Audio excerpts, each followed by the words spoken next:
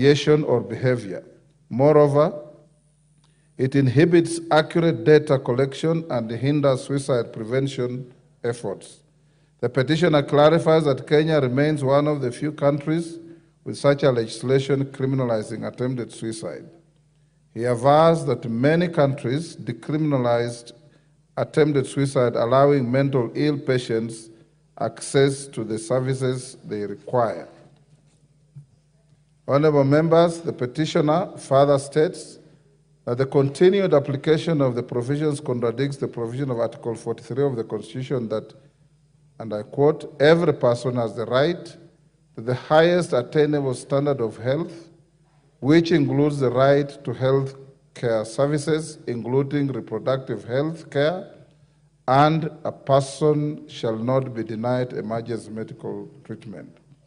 The petitioner concludes and holds that Section 226 of the Penal Code, Cap 6.3 of the laws of Kenya, read together with Section 36, is unreasonable and potentially creates a barrier towards access to the highest attainable standard of mental health care and emergency medical treatment.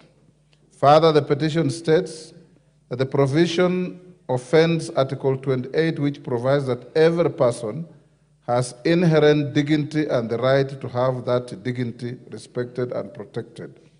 Honorable members, in light of the foregoing, the petitioner seeks the intervention of the National Assembly in repealing Section 226 of the Penal Code, Cap 6.3, to decriminalize attempted suicide.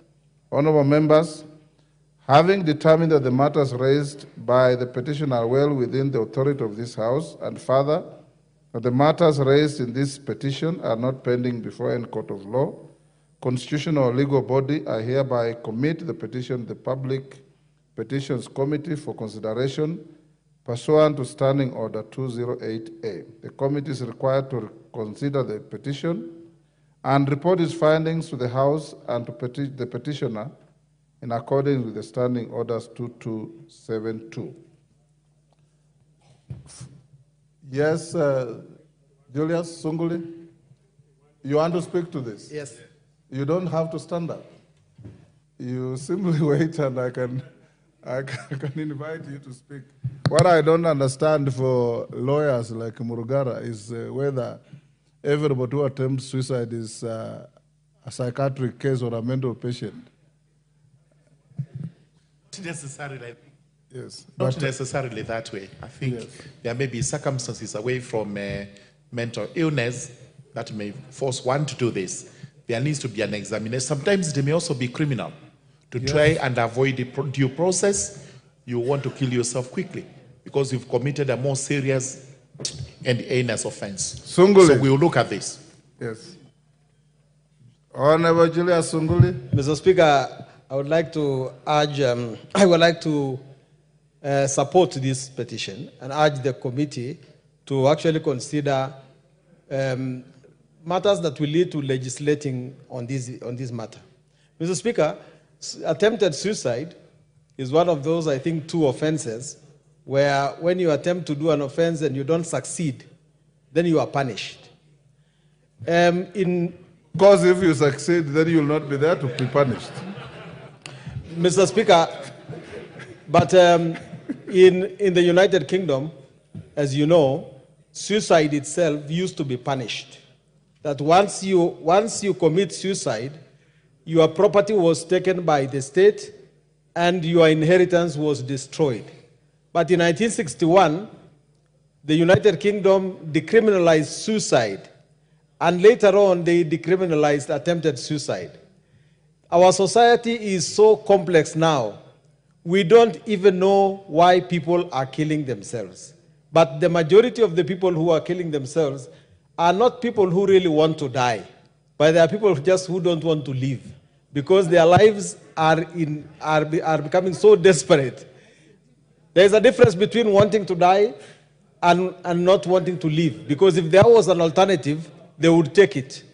Mr. Speaker, it is very important that we use the opportunity of psychiatric knowledge to try and cure the ills that are in our society. People are killing themselves. In Kilgoris, for instance, and the rest of the places, and pastoralist places, The way people kill themselves is by taking cattle dip, the acaricide that you use for killing ticks. This is becoming so common. And to get a person who is already in problems and who has just survived death, and then you want to come and imprison that person, I think it is not doable. Let us be a more understanding society and decriminalize attempted suicide, and as indeed the suicide itself has been decriminalized. If suicide is complete, there's no criminal, Julius. I don't know what you're talking Mr. Speaker, you were speaking to the other member, but I had said that in the United Kingdom, yes, you are punished if you committed suicide, yes, because your property would be taken away, yes, and your inheritance would be vanquished. But now it's no longer an offense in Britain. It's not an offense in Kenya. Attempted suicide shouldn't be an offense punishable at all, but should be a case for doctors to handle and for society to see how to cushion distressed members, because we are all suffering from depression. Chairman Health, take 2 minutes each. Thank you, Honorable Speaker. Honorable Speaker, I stand to support the petition by Professor Atwoli, the Professor of Psychiatry. Honorable Speaker, attempted suicide is a mental illness. And being a mental illness, I think it should not be criminalized. These are people who require treatment, and they require more so either psychological or psychiatric treatment. Honorable Speaker, as the committee looks into that, we also have cases of judges and magistrates admitting patients to mental hospitals, where you'll find that the judge declares that a patient be admitted to Mathare Mental Hospital, and once they have been admitted to Mathare Mental Hospital, you wonder how that patient, once he's gotten well, is going to be discharged, because we have people who have stayed permanently in Mathare Mental Hospital, and that is a serious case. And even you wonder who should be paying the bill, because I think as the committee looks into it, they need to even go further so that they look at, because it should be the doctor who is admitting to Mathare, and once the patient is fit to stand trial, then the doctor discharges from Mathare to court so that the court can now sentence that person, instead of admitting to the Mathare and the person stays in Mathare forever. So, Honorable Speaker, I think these are many issues that I think the committee will need to look into it, and if possible, they should be able to invite Professor Atwoli, invite also the CEO of Mathare Mental Hospital, because there are many issues that deals with mental illness. And I'm also willing to also appear before the committee so that we can shed more light on that. Thank you, Honorable Speaker. Atandi.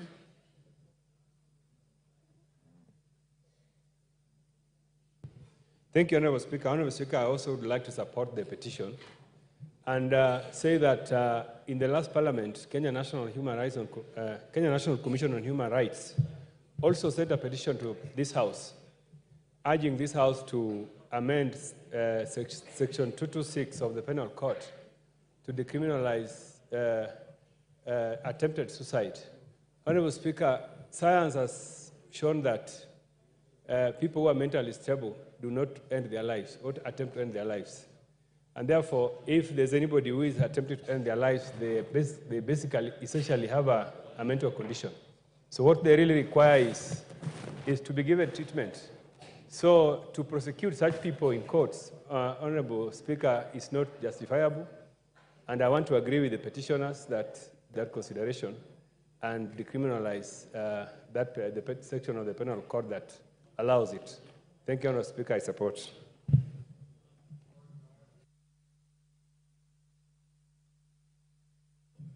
Honorable Speaker, I stand to oppose this petition, and I want to oppose it vehemently. Life in the Constitution is described as sacred. It should be preserved. It is illegal to take the life of another person, same as it is illegal to take your life. You know, why would you want to jail someone for taking another person's life, for attempting to take another person's life? But when one person wants to take his life, you say it is okay. I think God meant people to live, not to be killed or to kill themselves.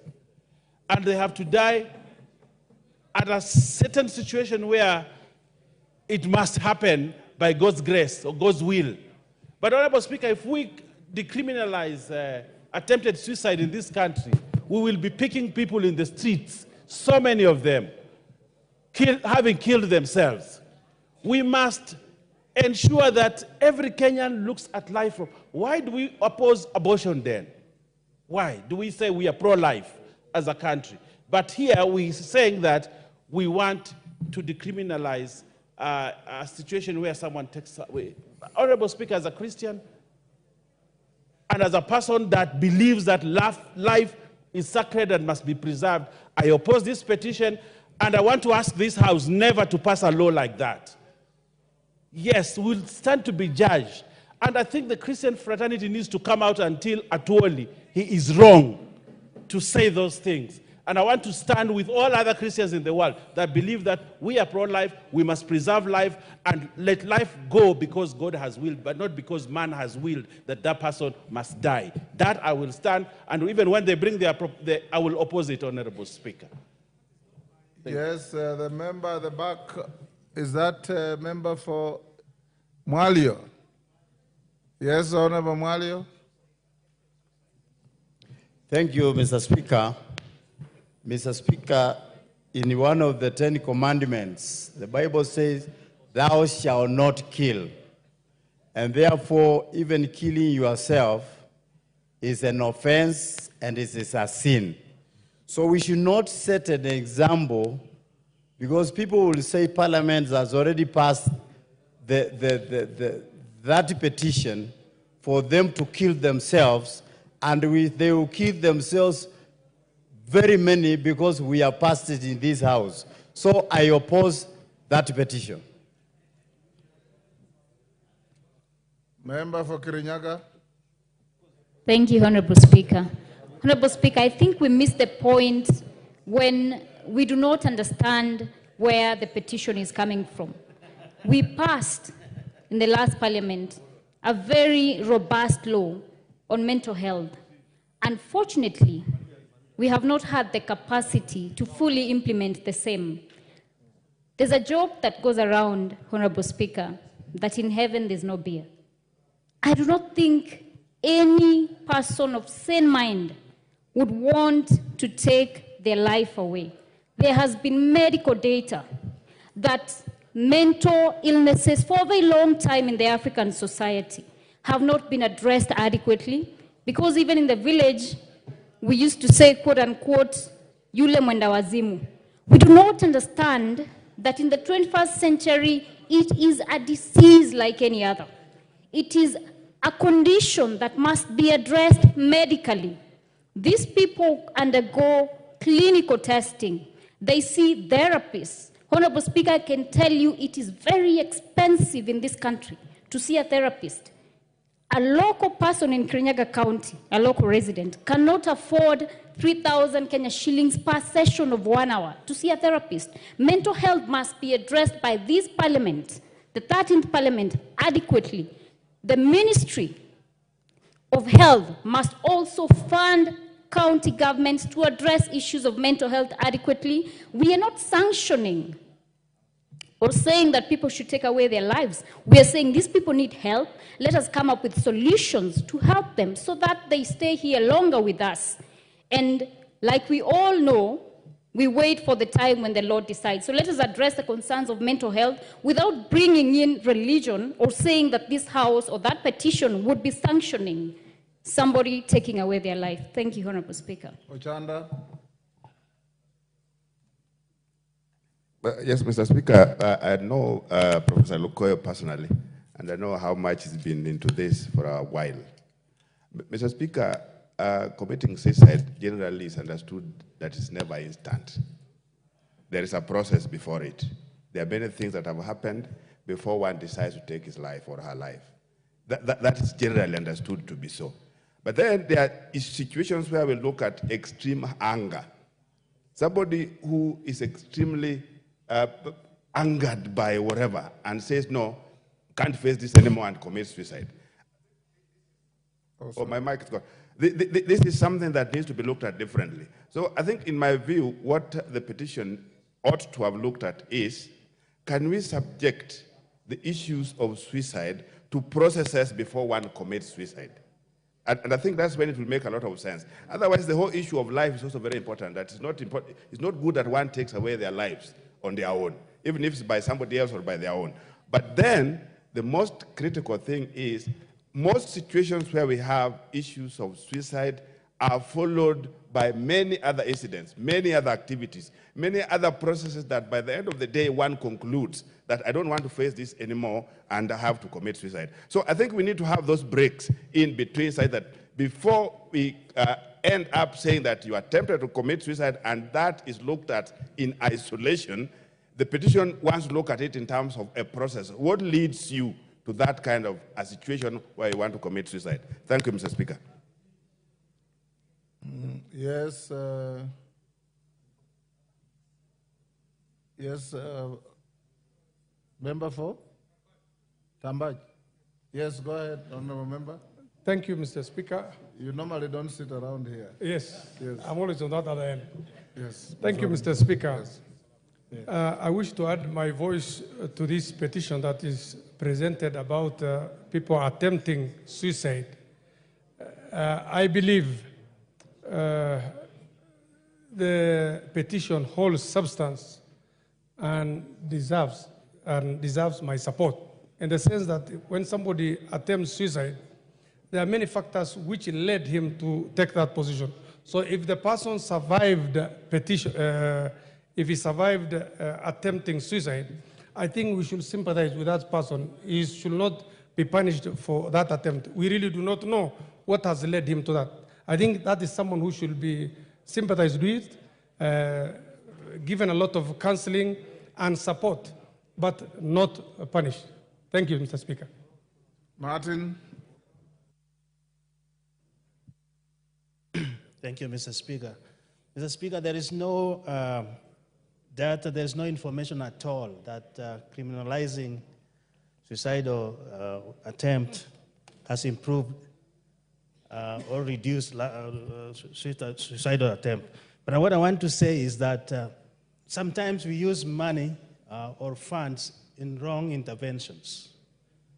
Instead of taking that person to prison and leaving all this entire household in a more abject poverty, it is more improving the suicidal ideation, which can result into attempt, more than if you leave this person in the household and have some measures, which I'm suggesting, my chair is listening, that instead of Madari, we decentralize mental services to the primary health care so that they can be addressed at the household and also dispensaries and health centers.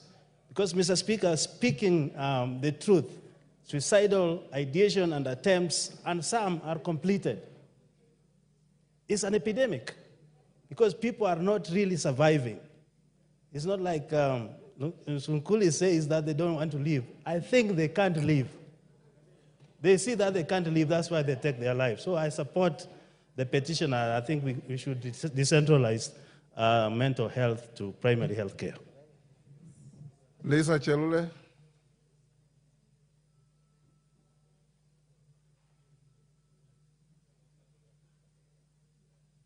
Give Honorable Chelule the mic.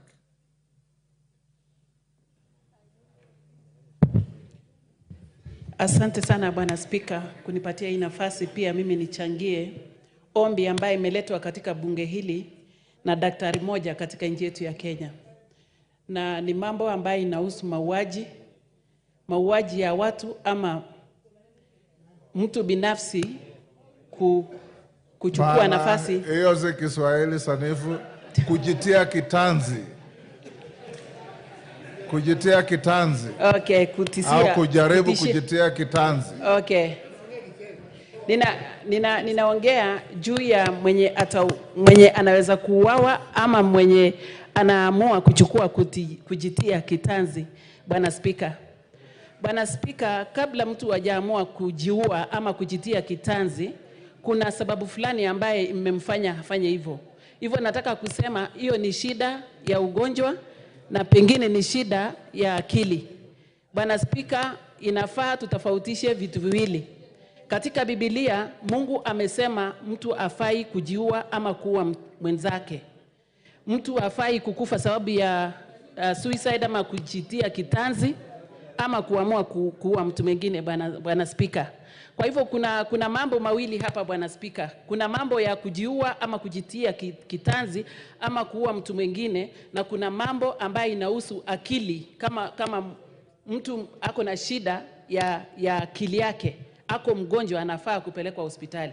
Kwa hivyo Bwana Spika, tukisema yule mtu anajiua ama kujitia kitanzi ama kuua mtu mwingine, anafaa kupelekwa hospitali kwanza, sawa, kupelekwa hospitali, lakini watu wengine kwa hasira ama kwa chuki anaweza kuchukua hii nafasi kuua mwenzake. Kwa hivyo sisemi nitapinga ama naweza kusema ninapinga ombi hilo. Lazima ichunguzwe kwanza. Kuna mambo mawili ambayo imechangia shida ambayo imeletwa katika bunge hili. Asante Bwana Spika. On that. I thank you very much, Honorable Speaker. Honorable Speaker, there are many factors that could precipitate suicide, and the owner of this petition, or the drafter of the petition, has only taken one angle, which is mental incapacitation, Honorable Speaker. So I think, Honorable Speaker, life being so sacrosanct, this House cannot administer an easier process that leads to extermination of life. I do believe that judges and magistrates, before they make a final determination as to the guilt or otherwise of an accused person, they usually recommend for mental examination before that decision is made. Only in homicide cases. Only in homicide. Therefore, even if this House would make changes to that effect, then that medical examination should also include cases of suicide, Honorable Speaker. But we are not going to allow Kenyans to take out their lives at will, because basically that is what this petition is intended to achieve. I thank you, Honorable Speaker. Yes, Honorable Member for Wajir West. Thank you, Mr. Speaker, for giving me this opportunity to oppose this motion. It's a petition. I mean to oppose this bill or proposal or petition. Mr. Speaker, Islamically, suicide is not allowed. And if I quote the Honorable, the Prophet sallallahu alaihi wasallam said, indeed, whoever intentionally kills himself, then certainly he will be punished in the hellfire. Mr. Speaker, if God himself decided to punish those who commit suicide, as human beings, we have no power to not to punish them, Mr. Speaker. Mr. Speaker, I believe anybody who is taking his own soul should be punished, Mr. Speaker. Mr. Speaker, with those few remarks, I oppose the petition. Thank you. Yes, Member for Kamkunji. Thank you, Mr. Speaker. I stand to support the petition by Professor Tuoli on this particular critical issue of suicides. And I want this House not to mix people's religious beliefs and our ability to legislate justice for all our citizens. You know, people who are committing suicide are mostly people with mental illness, people who are not psychologically balanced, people who have problems in their own lives and feel that it's not worth living life on earth. So to bring in biblical or Quranic verses in order to oppose it is rather out of place. And I think we should decriminalize and make sure that, in fact, the patients who survive get the medical attention that they need psychologically and get the necessary help that they need. I had some member of parliament say that, in fact, we will be encouraging more people to commit suicide. But even if you took someone who is not balanced and who has survived to prison, they can still hang themselves in prison. There's no deterrent. So I think we should give them the support that they need. We should protect them, and we should make sure that, in fact, they get cured so that they can enjoy living a happy and a wonderful life in Kenya and on this world. Thank you, Mr. Speaker. Okay, Rueda, you'll be the last on this. Bwana Spika, mimi nataka sisi hapa bunge tuwe makini sana. Na sioni kama ni sawa tukisema sisi tusifate dini. Katiba yetu inatambua dini zote. Tunasema hivi, Bwana Spika, katika Uislamu kujiweka kitanzi ni katika dhambi kubwa sana. Na naamini kwa Biblia ni hivyo hivyo. Lakini pia Qur'ani inasema mtu yule haandikiwi madhambi ni watu watatu. Ni mtu yule ambaye hana akili mpaka wakati wake akili itakapokurudi, na pia mtoto mdogo, na mwingine ni yule amelala mpaka atakapokuamka. So kama kutakuwa na njia hapo ya kuhakikisha kweli hana akili, then hapo tunasema hana dhambi. Lakini kuna watu wanatumia hizi nafasi, hata mtu akikosana na bwanake ameoa bibi mwingine, sisi wengine angalau tunakubali wanne, lakini kuna wengine wakiolewa tu mmoja, anakunywa, anajifanya amekunywa, hataki, ni drama tu anafanya, kumbe hiyo afaa kuwa punished. So kuna mambo mengine hapo yasiingizwe katikati mtu akatumia hiyo advantage. Asante Bwana Speaker. Okay, the petition is committed to the Committee on Public Petitions. Is Nimrod here? They report back in 60 days. Honorable members, before the next order, honorable members, order. Honorable members, allow me, on my behalf and on your behalf, to welcome back to the House your colleague from Isiolo North, the Honorable Samal, who has been battling with some ailment for several months and has missed attending this House for close to a year. We thank God that he is now recuperating properly. He still has some challenges, but he's come to see the Speaker and informed the Speaker that he's now able to attend the House at least minimally for 20, 30 minutes to an hour per session. And we all must wish him a quick recovery so that he can continue discharging his duties on behalf of the electorate of Isiolo North. Honorable Samal, welcome back, and we wish you quick recovery.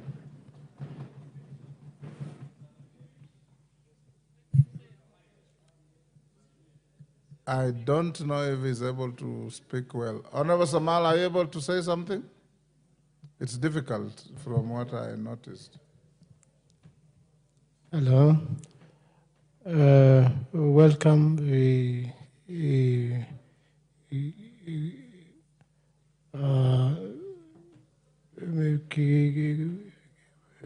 And Honorable Samal, don't stress yourself. We wish you a very quick recovery.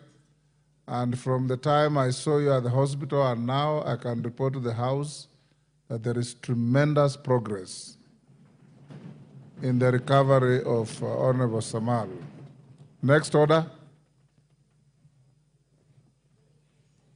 Order number 5, papers. Majority Leader.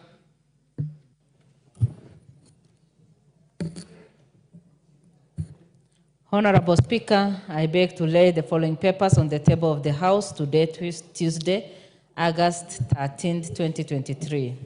Submission of nominee to the National Government Constituency Development Fund Committee for Hamisi constituency by the National Government Constituency Development Fund Board. Number 2, National Government Budget Implementation Review Report of the first 9 months of the year 2023 for the year 2023 to 2024 from the Office of the Controller of Budget. Number 3, County Government's Budget Implementation Review report of the first 9 months of the year 2023-2024 from the Office of the Controller of Budget. Number 4, reports of the Auditor General and financial statement of the National Government Constituency Development Fund, NGCDF, for the year ended 30th June 2023, and the certificates therein in respect of the following constituencies: A. Bobasi, B. Bomachoge, C. Bonchari, D. Bondo, E. Emuhaya, F. Hamisi, G. Ijara, H. Kangundo, I. Kitutu Chache North, J. Kisumu Central, K. Kisumu West, L. Lafe, M. Lagdera, N. Mandera East, O. Mandera South, P. Mbere North, Q. Narok East, R. Nyakach, S. Nyando, T. Nyatike, U. Rerienda, V. Sabatia, W. Seme, X. Suna East, Y. Wajir South, and Z. Yata. Honorable Speaker, I lay the papers. Chairperson, Select Committee on Budget and Appropriations Committee.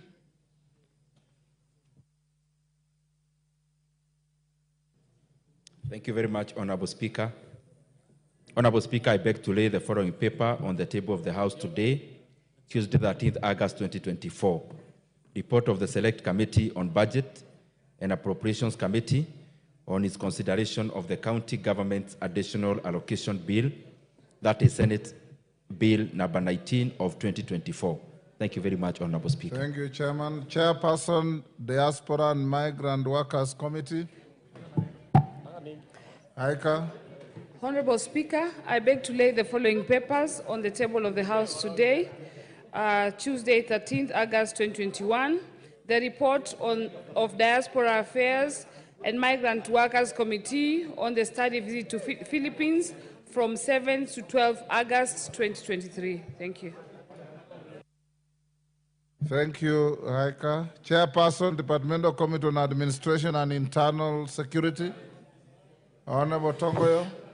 Thank you, Honorable Speaker. Honorable Speaker, I beg to lay the following papers on the table of the House today, 13th August 2024. The report of the Departmental Committee on Administration and Internal Security on the inquiry into the state of security in the 6 counties of North Rift, of Baringo, Elgeyo Marakwet, Turkana, West Pokot, Samburu, and Laikipia, declared as disturbed areas. Honorable Tongoyo. Chairperson, Departmental Committee on Agriculture and Livestock, Dr. Mutunga.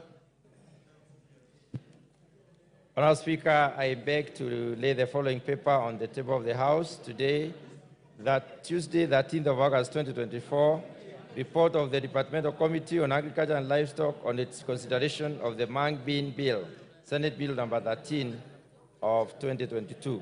Thank you, Honorable Speaker. Thank you, Dr. Mutunga. Next order. Order number 6, notices of motion. Honorable Chairperson, Departmental Committee on Administration and Internal Security, Tongoyo. Honorable Speaker, I beg to give notice of the following motion, that this House adopt the report of the Departmental Committee on Administration and Internal Security on the inquiry into the state of security in the 6 counties of North Rift, of Baringo, Elgeyo Marakwet, Turkana, West Pokot, Samburu, and Laikipia, declared as disturbed areas, laid on the table of the House on Tuesday, 13th August 2024. Thank you, Honorable Tongoyo. Next order. Thank you. Order number 7, questions and statements.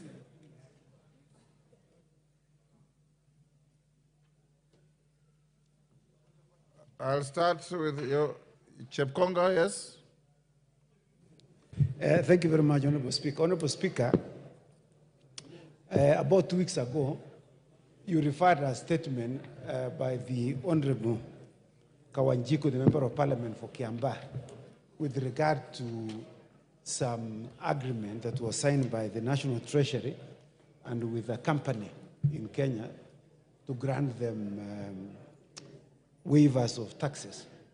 Mr. Speaker, we had a meeting this morning where we interrogated the officials from the Ministry of Treasury. Unfortunately, there were certain documents, critical documents, that were not presented to us, although they came with a statement which was extremely very wanting.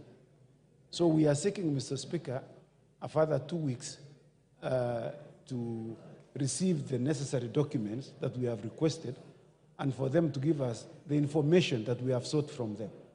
So we are seeking for 2 weeks. 2 weeks extension granted. Mr. Speaker, can I take also this opportunity to extend an invitation to members of Parliament? Mr. Speaker, I rise pursuant to Standing Order 83. Mr. Speaker, as you are aware, the President will be granting Eldoret city status. He will be granting a charter on the 21st, on Thursday, to make Eldoret the 5th city in Kenya. Mr. Speaker, as you know, Uasin Gishu is the home of is the home of champions, which hosts this city, Mr. Speaker. So on behalf of the members of Parliament who come from the Eldoret city, Mr. Speaker, as you know, all the 6 constituencies have been delineated to touch Eldoret city. So every member of Parliament brings their milk, brings their wheat, brings their maize, following their constituency all the way to Eldoret, Mr. Speaker. So on behalf of the members of Parliament, the Honorable Barto, the Member of Parliament for Moiben, on behalf of the Member of Parliament for Kapseret, the Honorable Oscar Sudi, engineer, on behalf of the Member of Parliament for Tarbu, the Honorable Sitiene, on behalf of the Member for Soy, the Honorable David Kiplagat, popularly known as DK, Mr. Speaker, and also the Member of Parliament for Keses, the Honorable CPA Ruto, and finally, Mr. Speaker, the Deputy Speaker herself, the County Member of Parliament for Uasin Gishu, the Honorable Gladys Bose. We would like to warmly extend our rich welcome to the members of this House to attend the grant of the charter to Eldoret City as the 5th city in this republic. As you know, Mr. Speaker, this is a city which has produced very many champions. This is the home where the first athlete to get gold medal, Kipchoge Keino, this is where he resides, Mr. Speaker. So it would be, and it is intended, Mr. Speaker, that he will be recognized. And so it will be a very nice thing, Mr. Speaker, if members of Parliament, because this is not an Uasin Gishu matter, Mr. Speaker.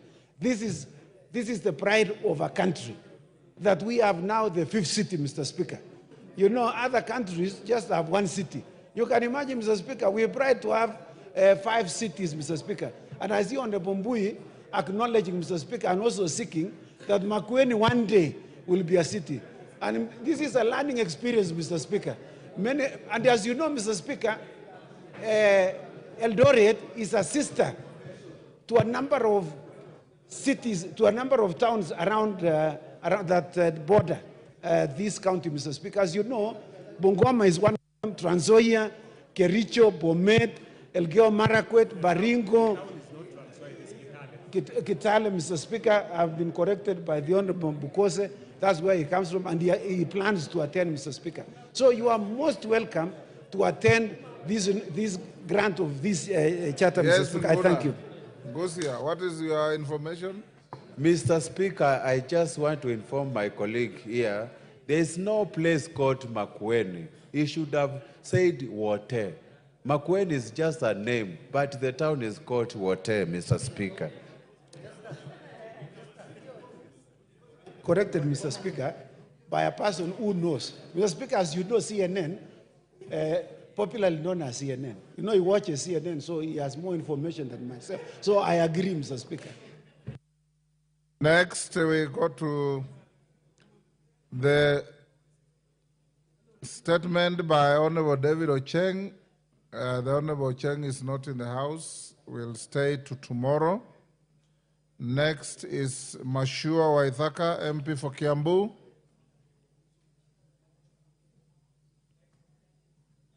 Honorable Mashua, go ahead.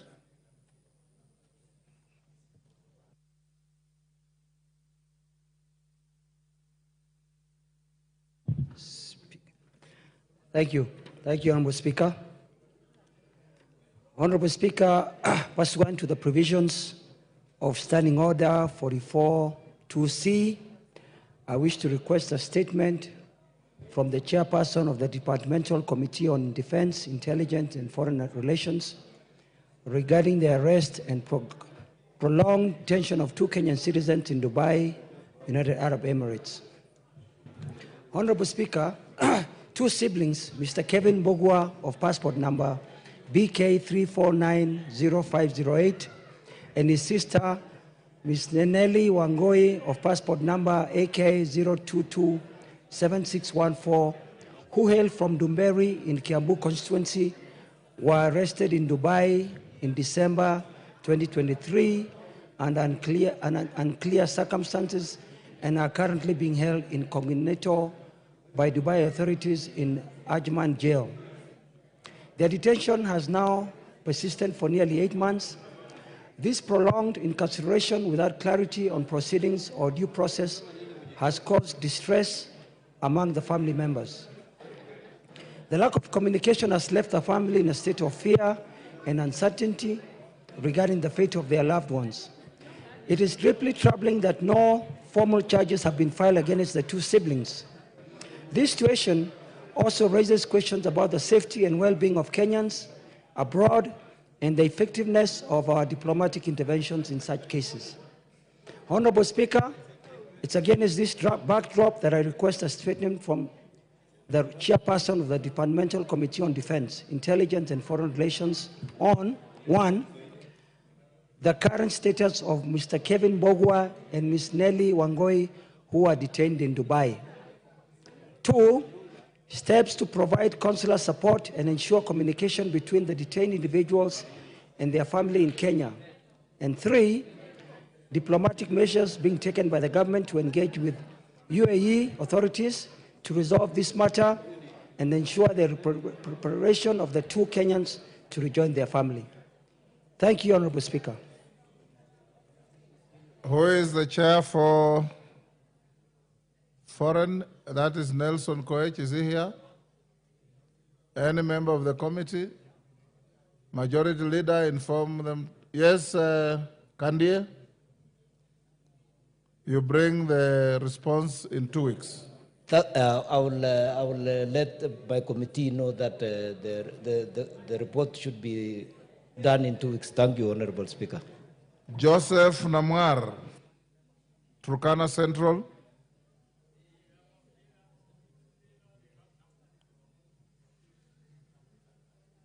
Give, okay. There you are. Honorable Speaker, pursuant to the provisions of Standing Order 42-2C, I wish to request for a statement from the chairperson of the Departmental Committee on Blue Economy. Speak with some energy, we can't hear you. Honorable Speaker, pursuant to the provisions of Standing Order 42-2C, I wish to request for a statement from the chairperson of the Departmental Committee on Blue Economy, Water and Irrigation regarding the incomplete projects in Turkana County by the National Water Harvesting and Storage Authority. Honorable Speaker, the National Water Harvesting and Storage Authority was established under Section 30 of the Water Act 2016 with the main mandate of undertaking development of national public works, waterworks for water resources, storage and flood control on behalf of the national government. The authority plays a critical role in promoting access to water for Kenyans as enshrined in the Constitution. However, it is deeply concerning that despite the Kawalase flood control project in Turkana County receiving budgetary allocations in financial year 2018-2019, 2019-2020, and the last financial year 2023-2024 for gabion construction and river training works, no tangible progress has been made by the National Water Harvesting and Storage Authority. The lack of progress on the project not only denies the people of Turkana access to water, but also leaves them vulnerable during the recurring floods that have caused devastating losses in the region. If this situation continues, more catastrophic losses are expected, including the risk of displacement of Napetet village and the adjacent Lodwar airstrip in Lodwar municipality. Honorable Speaker, it is against this background that I request for a statement from the chairperson of the Departmental Committee on Blue Economy, Water and Irrigation on the following. 1, what are the reasons for the slow progress and incomplete status of the Kawalase flood control project by the National Water Harvesting and Storage Authority in Turkana County? Number 2, could the ministry provide a report on the utilization of funds allocated to the project from financial year 2018-2019 to financial year 2023-2024? Number 3, what measures is the ministry putting in place to ensure timely completion of these stalled projects? And number 4, what steps is the ministry taking to enhance project oversight, management, and accountability to prevent similar occurrences of incomplete projects in future in Turkana County? Thank you, Honorable Speaker. 1 minute. Yes, Bowen, Chairman. Thank you, Mr. Speaker. Mr. Speaker, the National Water Harvesting has had serious challenges and is among the institutions listed as 47 to be winded up. Mr. Speaker, I will take up with the ministry and I should bring a report in 2 weeks. Thank you. Catherine Omanyo, Honorable Member for Busia. Thank you, Mr. Speaker. Request for statement regarding the status of fishermen in Budalangi, Kenya-Uganda border area. Honorable Speaker, pursuant to the provisions of Standing Order 44, 2C, I wish to request for a statement from the chairperson of the Departmental Committee on Defense, Intelligence, and Foreign Relations regarding the harassment of Kenyan fishermen in Lake Victoria. Honorable Speaker, the Lake Victoria is the largest freshwater lake in Africa and the second largest in the world. It is a shared resource among the Republic of Kenya, Uganda, and Tanzania, and supports the livelihoods of millions of people, particularly those who depend on fishing. It is regrettable that Kenyan fishermen continue to face many challenges arising from transboundary conflicts with Ugandan authorities. One of these conflicts is the frequent arrest and detention of Kenyan fishermen by Ugandan security forces, who accuse them of trespassing into Ugandan waters or operating without valid licenses. According to reports, Ugandan police officers often confiscate the boats and equipment of Kenyan fishermen and demand hefty bribes from their release. Some of these bribes can be as high as Uganda shillings 700,000, which is equivalent to Kenya shillings 30,000 per person. In some cases, Ugandan security forces have also used violence against Kenyan fishermen, resulting in injuries or even deaths. Honorable Speaker, these incidences violate the rights and dignity of Kenyan fishermen who are entitled to fish in the lake as per the agreements and protocols signed by the East Africa Community EAC member states. These agreements and protocols include the Lake Victoria Fisheries Organization, LVFO, which was established in 1994 to promote sustainable management and development of the fisheries resources in the lake. The LVFO also aims to foster cooperation and coordination among the riparian states on issues such as fishing licenses, regulations, enforcement, monitoring, and research. These incidences undermine the spirit of friendship and integration between Kenya and Uganda, which have a long history of bilateral relations and cooperation. The two countries share not only common border, but also a common culture, language, heritage, and destiny. Honorable Speaker, it is again this backdrop that I seek a statement from the Departmental Committee of Defense, Intelligence and Foreign Relations on the following. 1. Steps being taken by the ministry to engage with the government of Uganda to ensure that Kenya fishermen in Lake Victoria are treated with respect and dignity, and that any disputes over fishing rights are resolved amicably and peacefully. 2. Strategies put in place by the ministry to work with LVFO and other stakeholders to harmonize the fishing policies and procedures in the lake, and to provide adequate support and protection to Kenyan fishermen.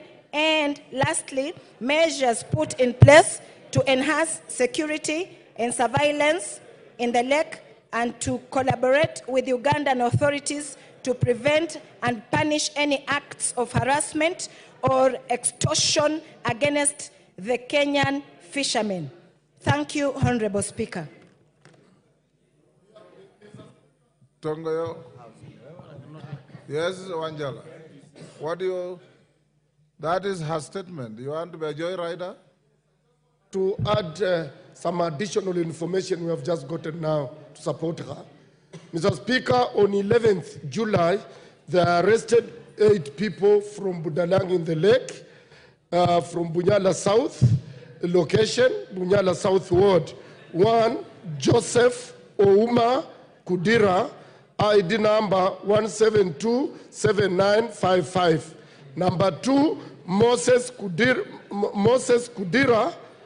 Joseph Ouma Kudira, Moses Kudira, ID 22968364. Stephen Okoch, 16 years old. Preston Sanya, ID 27492504. Patrick Namuonja, 33478402. Zedekiah Oguta, 2575476. John Oboloti, and lastly, Michael Wafula. And Mr. Speaker, we want to tell the Ugandans that all the rivers that flow into Lake Victoria, that feeds Lake Victoria, are from Kenya. And fish is bred in Kenya, but goes into deeper waters. That's why our people go there, and it's a shared resource. Thank you, Mr. Speaker. Waundo.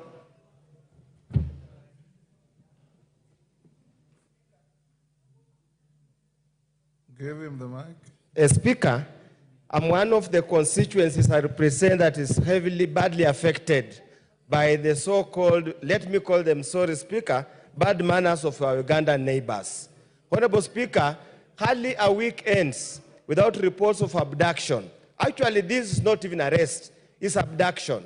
Honorable Speaker, they come all the way to the shores of Lake Victoria on the Kenyan side and abduct our fishermen forcibly, so that they can give them the 30,000 they always crave for every single day. And when we ask them why they do that, they say the military and the police in Uganda are not paid any salary, so they are suffering, and that's why they come to look for little money. But Honorable Speaker, for us from Funyula, we have found a way of dealing with them. You take our boats, you take our people, we also hold yours. It's now become, we hold yours at ransom, and we trade off. So, Honorable Speaker, we really want the two countries to have a discussion, including Tanzania. We put this matter to an end once and forever. These are shared resources where people with the same language, same culture, same tradition. We do not know why they keep on harassing us. If we continue doing this, we are going also to look for self-help measures so that we resolve this matter once and for all. Thank you, Honorable Speaker.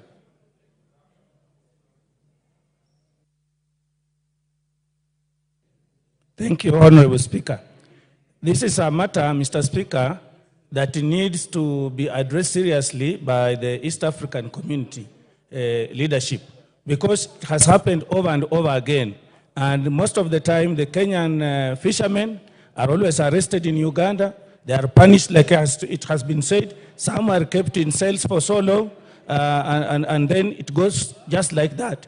So, Mr. Speaker, we really need our government to take this matter very seriously, because when they come to Kenya, the Ugandans, Kenyans do not hold them the way they are. So our apparatuses also need to be very seriously on the ground to protect the Kenyans, and not only about fishermen, about even all other traders across the borders between Kenya and Uganda. Mr. Speaker, I also would like to probably suggest that the Committee on Regional Integration also, hello, Mr. Speaker.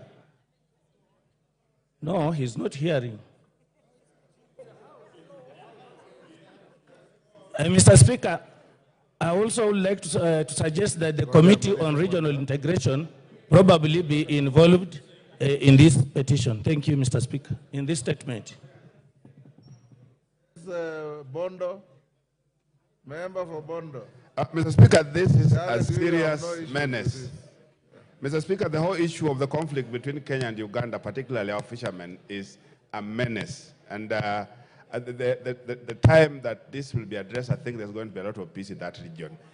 If at all we are completely unable to determine our boundaries, let's use the simplest way, even if it's a string. Can we have it on the lake? For anybody else, if you are crossing from Ugandan side, you get to know you are at the boundary. Or if you are crossing from the Kenyan side, you get to know that you are at the boundary. Because it is difficult. Nobody can know exactly where that boundary is. And what we are conflicting on is fish. Even when you had a boundary over the water, fish will never respect that boundary. They will cross left and right. So the most important thing is that we must get a harmonious way of coexisting, particularly between Kenyans and the Ugandan side, but more so the people who are using the resources on the lake, Mr. Speaker. It's something that has been there for long, it's been persistent, and we must get a solution to it. Thank you, Mr. Speaker. Yes, Semen. Thank you, Mr. Speaker. Mr. Speaker, this is a big problem for all people around the lake. But Mr. Speaker, I just want to draw attention that there was actually 2 years ago, we passed and established the Coast Guard as a unit which function was to actually guard the coast and actually protect the fishermen. And this, it was expected that by the time the Uganda forces come in, they would probably meet our Coast Guards and therefore resolve this issue without affecting the fishermen. So, Mr. Speaker, I think what we should look at, what does the Coast Guard do, particularly in Lake Victoria? It was actually expected that a base would be established somewhere around Busia. So, Mr. Speaker, this is something we really must address as a country. Yes, lastly, Bukose. Mutunga, you want to speak to this? Thank you, Honorable Speaker. Honorable Speaker, the issue raised by Honorable Anjala, the member for Butalangi, is a very serious issue, and I think it needs attention, because all of us, especially who live along the border, these resources must be shared equally and without discrimination. We are all signatories to the East African Federation, and as East Africans, we should not have police arresting the people of Butalangi, the people of Endebess, the people of Funyula, or the people of Matayos. They should be freely moving, whether they are fishermen or they are hunters and gatherers, so that they get whatever resources they need to get. So I think this is something that should be addressed by the head of state of Kenya, President Ruto, together with his brother, President Museveni, so that this issue can be solved once and for all. Thank you, Honorable Speaker. Let's end here on this. Mutunga, take a minute. You'll be the last. Thank you, Honorable Speaker. Honorable Speaker, the issue of skirmishes in Lake Victoria, especially aggression by the Ugandan people, and especially by the Ugandan government officials, is quite disturbing. Honorable Speaker, we wonder why we do not hear of such instances by the Kenyan security forces.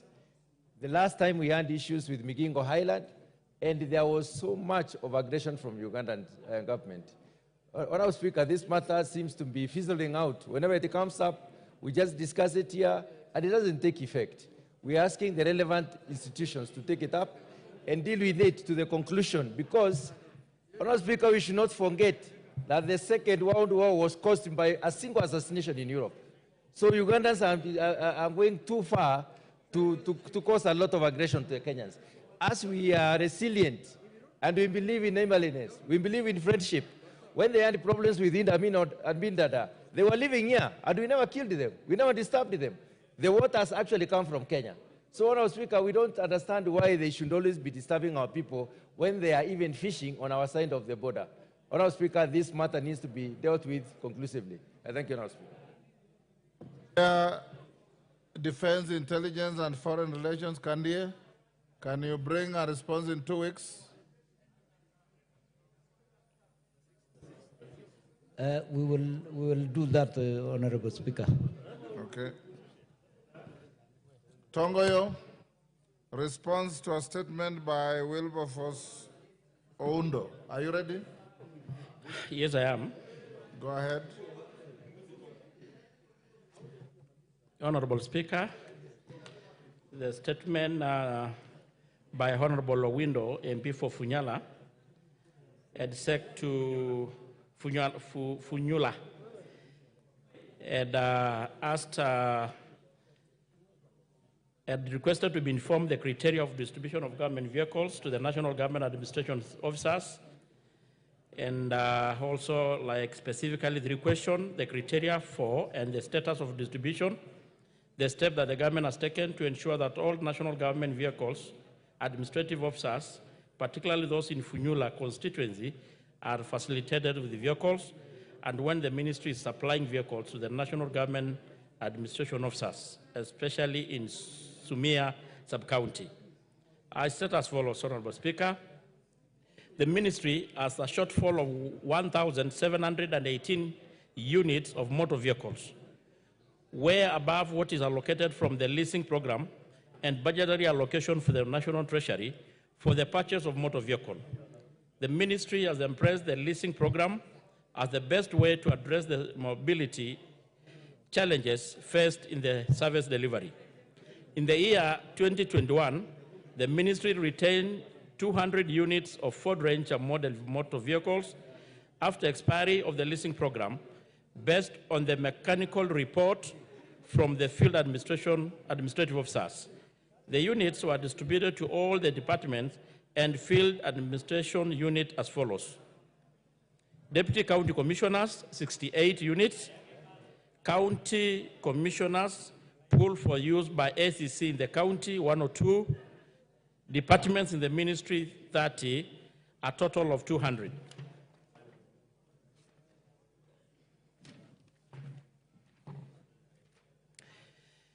The question on regards to question number 2, the ministry has submitted requests to the National Treasury for allocation of motor vehicles units under the leasing program, and the ministry is yet to get the allocation of motor vehicles.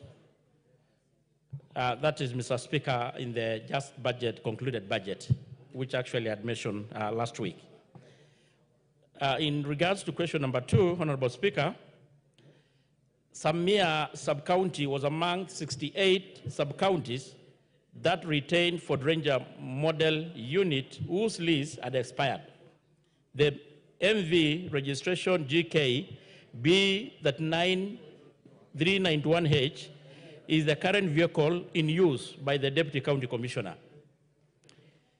The pool vehicles at the County Commissioner, Busia County, are GK B369J and GK B745H. The ministry is awaiting the National Treasury to allocate funds for the leasing program. Once the motor vehicles are availed from the leasing program, the ministry will deploy them to the field administrative officers, of course, to include in this said sub-county. Priority will be given to the sub-counties that do not have leased motor vehicles, Samia Sub-County included. Thank you, Honorable Speaker, and I submit. Oundo, you satisfied? We got the next.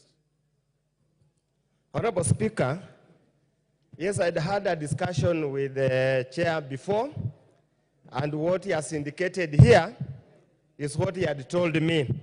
Of course, Honorable Speaker, I'm not satisfied for two reasons. Number one, the timelines are not given. As I stand here, Honorable Speaker, the vehicle he's talking about is actually grounded. GK B391H is actually grounded. And yet the county commissioner indicates that even the ones that he has indicated here are not in good working condition. So I want to ask him to continuously engage the ministry so that we expedite the process. They can follow up the money in the treasury. And as they proceed with the leasing, please do not forget the various police stations in Funyula constituency that have got no vehicles at all. To an extent, Honorable Speaker, the police cannot mount any security operation. They have no vehicles. Sometimes they have to use bicycles or motorcycles to chase after criminals, which is now becoming a very dire situation. And I want to ask him to continuously press the ministry to make sure that we move with speed, address these issues. Thank you, Honorable Speaker. Thank you. Tongoyo, yes, because on the same? Thank you, Honorable Speaker. Honorable Speaker, when you listen to Honorable Tongoyo, he is saying that county commissioners have been given 102 vehicles for use by ACCs. And I don't know how that distribution is done because many of the ACCs, including ACCs in Endebess, in Jepchoina, and other places, they have no vehicle to use. And I don't think they are able to even access those bull vehicles. Secondly, you have out of the vehicles that are bought, 68 are given to the DCCs. Then 30 are given for departmental heads. This means those vehicles are remaining in Nairobi within the departments, and yet we are starving those who are far away who could be able to utilize those vehicles. I think Honorable Tongoyo will need to go back to discuss further and give us even a breakdown on how the 102 vehicles to the county commissioners have been distributed.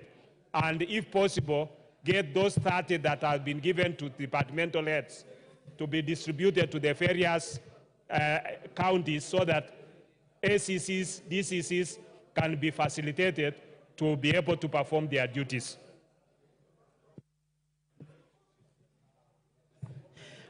Honorable Speaker, I appreciate the counter response from the members, but from actually the opening remarks, Honorable Speaker, I think I did make it very clear that there is an acute shortage of the motor vehicles. And it is not just actually in the sub-counties, the sub-county of the member, the concerned member, but to the majority of actually administrative units in the country. But the question, Honorable Speaker, lays in this House. It is a matter of resources, and the issue of resources is done by this House. So I will challenge, call upon all members, if we want to address the acute shortage of the motor vehicles among administrative units and officers, we allocate sufficient resources to the ministry so that they can able to lease more. Go to the next. Is Joseph Namwar in the House? Okay, go ahead and respond to his statement. Thank you so much, Honorable Speaker. The statement regarding the incident involving the Kenya Wildlife Service personnel in Marsabit County by the Honorable Member Turkana Central. Honorable Speaker, the Member of Parliament for Turkana Central, Honorable Joseph Namur, had requested a statement regarding an incident involving Kenya Wildlife Service personnel in Marsabit County. The Honorable Member particularly requested to be informed detailed account of the incidents, including circumstances that led to the extensive force by the KWS, the specific action that has been initiated to ensure thorough investigation and to ensure that the ministry has put in place to ensure that the family of one Mr. Esinyeni is compensated, and the step being taken to de-escalate tension between the KWS and the local communities, including collaboration with the Ministry of Tourism, Wildlife to prevent such tragic instances. Honorable Speaker, I want to state as follows. On 12th June 2024, at around 18:30, KWS officers based at Sibiloi Game Reserve were conducting a patrol along the shores of the Lake Turkana when they encountered an ambush and contact with armed illegal fishermen, whereby 2 KWS officers were fatally injured as follows. One, number 6099, Samuel Longalon, the assistant game warden, shot on the right part of the chest. Number 8249, CPL Michael Oreng, shot on the right part of the chest. The incident was reported to the North Hor Police Station. The bodies were later removed for the scene after processing by the OCS North Hor for KWS camp. Within the same game reserve, before being airlifted the following day to Nairobi for preservation and postmortem, on the 13th, Honorable Speaker, the KWS officers mounted operation along the shores of the lake in pursuance of the criminal and flushing out illegal fishing camps within the protected area. 3 days later, it was reported at Kalalok Police Station, Turkana Central Sub-County in Turkana County that Mr. Daniel Esinyen, a Turkana fisherman, was shot in the waters of Lake Turkana, allegedly by the KWS officers in retaliation. The investigation into the fatal killing of the 2 KWS officers has been opened, and the case is still pending under investigation by the DCIO North Hor. 2 persons were arrested but found not connected with the case and were charged for offense of illegal entry into a protected area. They pleaded guilty as charged and were sentenced to 3 years each by Marsabit Law Court. Investigation into the alleged murder of one Mr. Daniel Esinyen is also pending under investigation of DCIO North Hor. Honorable Speaker, the case is still pending under investigation. Once investigations are concluded, the necessary action will be taken against whoever found culpable. On the last question, Mr. Speaker, the multi-agency patrols are being mounted along the neighboring villages like Mwite, Kambi Turkana, and Kokai.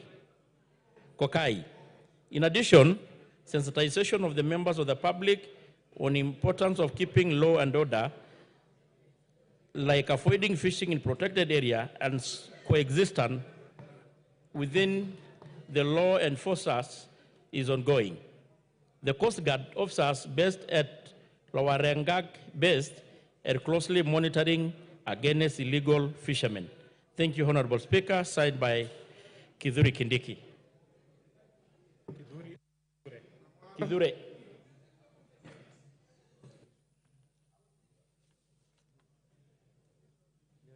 Honorable Joseph, you satisfied? We got the next issue. Honorable Speaker, I am not satisfied by the response. Honorable Speaker, this is a very emotive issue, and it must be understood by the CS, whom I have a lot of respect, the CS for Interior. And this incident is still ongoing as we speak. People are being killed, some are even dropped into the lake, and their fishing gear, boats are getting confiscated. Honorable Speaker, these are 2 separate incidents. When the 2 officers were killed, they were killed by poachers. Because in Sibiloi, there is fish and there are also the wild animals. So the poachers are the ones who killed the 2 KWS officers. And we give our condolences. Number 2, Honorable Speaker, the report of helicopter registration number 5Y KWM is not being reported. And this is the helicopter that was used to kill Daniel Esekwan inside the water. Honorable Speaker, as much as I agree that there is still a lot of investigation that needs to be done, there is need for a recommendation to have a manner in which the fishermen, the wild animals, can coexist with the community. Because, Honorable Speaker, there are two communities or tribes there. There is the Dasanach, the Merile subtribe of the Dasanach, and the Turkana. They coexist. But in their coexistence with the KWS, there is no demarcation to understand the extent at which the park, the lake in the lake, extends to. That needs to be understood. The same happens even in the central highland. Honorable Speaker. Lamar, you are now making a speech. You are to seek clarification. Yes, Your Excellency, this is a very emotive issue that requires a lot of further investigation. It is not very light as it's being put by the CS Interior. And we are continuing to lose boats, we are continuing to lose the fishing gear, we are continuing to lose engines. In fact, some have even been burnt into ashes, and people are killed and thrown into the water. This is inside Kenya. It is not the case of Uganda versus Kenya. This is Kenyans against Kenyans. And Honorable Speaker, we need further clarification on the same. That is why I'm saying the response given is not enough. Tongoyo. Thank you. Your response is alleged not to be enough. The issue of the helicopter, Honorable Speaker, the gunshot helicopter, I think is an allegation. It's not something that the member can really prove. But having said this, Honorable Speaker, I understand the magnitude and the seriousness of the issue. Maybe taking into account that now we have the CSS, maybe if the member needs more clarification, maybe I don't know, maybe your guidance, we can have it as a question time so that he can able to address it more further.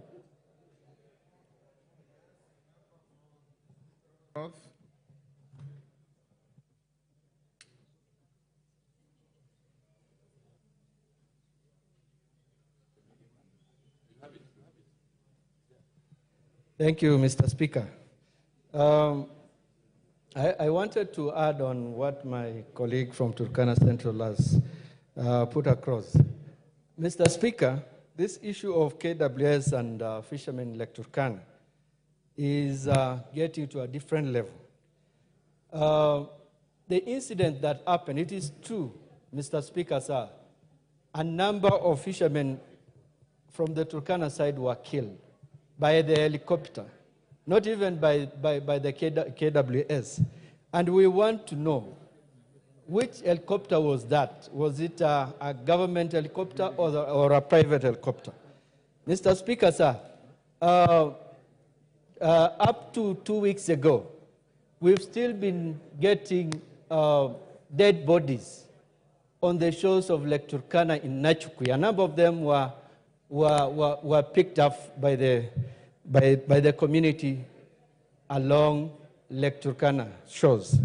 So, Mr. Speaker, sir, the response that has been given is not satisfactory to us because this issue as the community in Turkana at some point might have to, I mean, if it is not put, if not handled well, they might have to, even fight the KWS because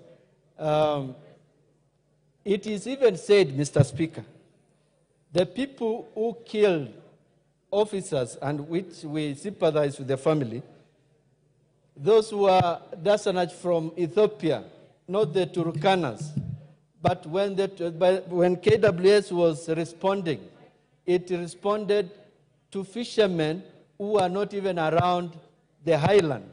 So there is a problem, and we need to sit with the DG, the Director General of KWS, so that this thing is sorted out. Because the killing is continuing. Our people are not even fishing And that is their mainstay. So what is supposed to happen, Mr. Speaker? Thank you. Honorable Tongoyo, I suggest or direct that you have a meeting with the two members of parliament and indeed members from Turkana County so that you can further discuss this. Next order. Yes, Naisula. Hold on. Mr. Speaker, on 24th of last month, I did request a statement regarding challenges facing the new higher education funding model, and you did direct the chairperson of the Committee of Education to respond in 2 weeks, Mr. Speaker, and 2 weeks ended last week. And this is a very important statement. As we know, many students will be reporting to higher education institutions next month, and guardians and parents are, have anxiety over the new higher education funding model. Where is the chair for education, Honorable Meli? Vice Chair, Malulu Njendi. Professor, you are a member? Yes. Yes, Honorable Speaker. You have the statement? I can attempt to give... No, I don't want an attempt. Either you have the statement or you don't. I have the statement. Are you able to respond now? Yes, I can. Go ahead. Honorable Speaker, I am here to stand in for the chair to present to give a response to the statement by Honorable Naisula on the funding model, the university new funding model. Chair, on May 3rd. Which chair? You are addressing the speaker. Sorry, Honorable Speaker, on 3rd May 2023, His Excellency the President of the Republic of Kenya announced the introduction of a new funding model in higher education effective from the financial year 2023-2024. It is a student-centered funding model, and it represents a shift from the previous model of the higher education funding board. This model, Honorable Speaker, aims to ensure equitable access to higher education by directly supporting students based on their financial needs rather than allocating funds to institutions. The shift, Honorable Speaker, from the previous funding is to move individualized and needs-based funding mechanism, funding to students. And it has 3 key elements. One is it has a mean testing instrument. It gives direct support to students, and it has special consideration to vulnerable groups. And this model, Honorable Speaker, is banded in 5 levels. So it's banded in 5. It has 5 levels. One is level 1 includes the estimated household income of below 5,995 per month. The second level is a group of persons whose income is 5,000 to 23,670 per month. The third level is the group which estimated household income is between 23,671 to 70,000 per month. And level 4 is level 4 group represents estimated household income between 70,000 to 119,000 per month. Level 5, this group represents estimated household income above 120,000 per month. So each student is supposed to benefit from this university funding model based on these 5 levels. Band 1, as I want to give an example of Band 1. If a student is supposed to be banded as Band 1, this student will get a scholarship, a loan, a percentage of scholarship, a percentage of loan, and a percentage of household. Level 1, or referred to as Band 1, this is a group, these are students drawn from extremely needy and vulnerable backgrounds in the society. Their survival is heavily dependent on government interventions. These include needy orphans, applicants sponsored in the Ministry of Education Elimu Fund, applicants in social protection, safety nets, and applicants with disabilities who are included under affirmative action. Students classified in this band should be coming from households earning below 5,995. And these students will get 70% scholarship, they will get 25% loan, and they will get 5% household. Those students who are in level 2... Order. Order, member for Kitui. Sorry. Order. Order, Robert Mbui. Is that Robert Mbui? Yes, you are now constituting a Kamkunji, disrupting the proceedings of the House. Go on, Professor. Thank you, Speaker. Band 2 are those students who are in level 2. These are the socio-economic gap between Band 1 and 2 is so blurred that it is no clear distinction. That is, but those students who are in Band 1 and Band 2, the difference is very marginal. However, compared to the Band 1, Band 2 have some income but cannot sustain their basic needs like clothing, food, and shelter. This Band 2 cannot survive without government support. Ideally, they deserve an equivalent government intervention like Band 1, but which variable loans, but with variable loans and scholarship. This group includes estimated household income between 5,000 to 23,670 per month. So this category of students will get a scholarship of 60%, they'll get a loan of 30%, and they will have household of 10%. The third band, Honorable Speaker, which is categorized as level 3. How much more to go? We are in Band 3, we have 2 more. This category... Can you try to paraphrase, Professor? Yes? Yes, Naisula. Mr. Speaker, I was actually going to rise on a point of order that question 2 and 3, since I have the statement, it's quite a lengthy response, and these are things that I can read and keep the ministry to account. The important parts would be the 5 bands, and she's in Band 2, but also question 3 on the breakdown of the university fees, and the last question on how the needy students will not be left out. She can leave out question 2, which is quite lengthy, and go straight to question 3 and 4. Because that one she'll be addressing to the public as well.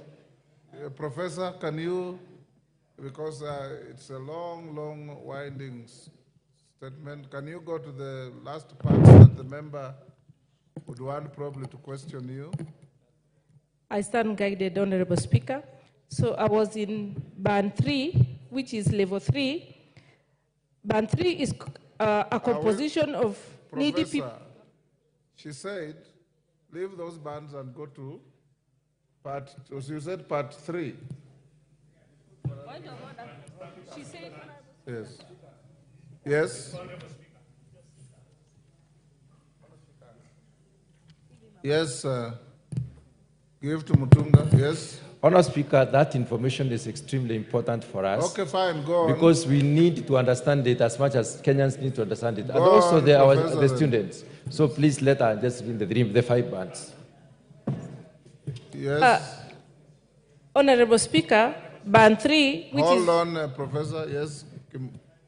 Because Honourable Speaker, we would also want the professor to simplify it, so that if we are to communicate to even members of public, when you are telling somebody they are band 1, band 2, band 3, you know, even members of public are following these proceedings. Can she make it more simpler, that it is able to communicate to the parent who has even not gone to school? Professor.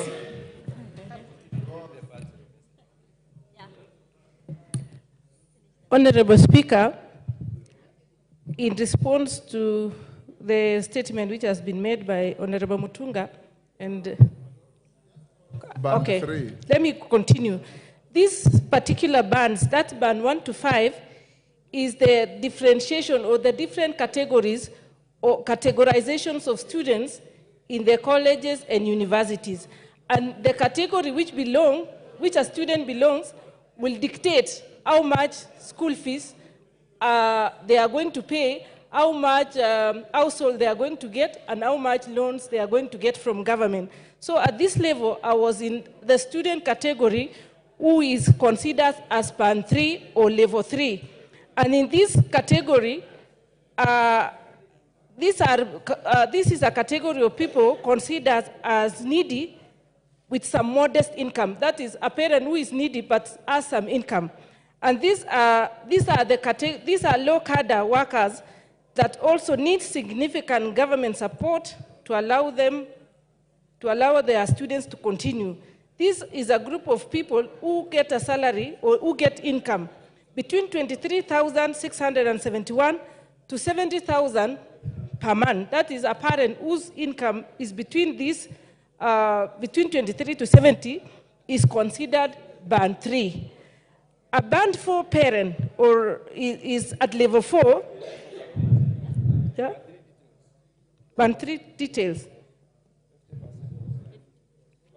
The scholarship they'll get is 50%, and then they'll get a loan of 30%. Professor, there's a point of order. Yes, because next. You know, Honorable Speaker, Professor had already given us those bands that band 1 is this much to that much. Now, what we want to understand, how much does the student qualify to get? Yeah? Because you had already said in the first category, they are getting 75%, then 15%, then 5%. But how much is that? Yeah? Can you break it down in a more simplified way?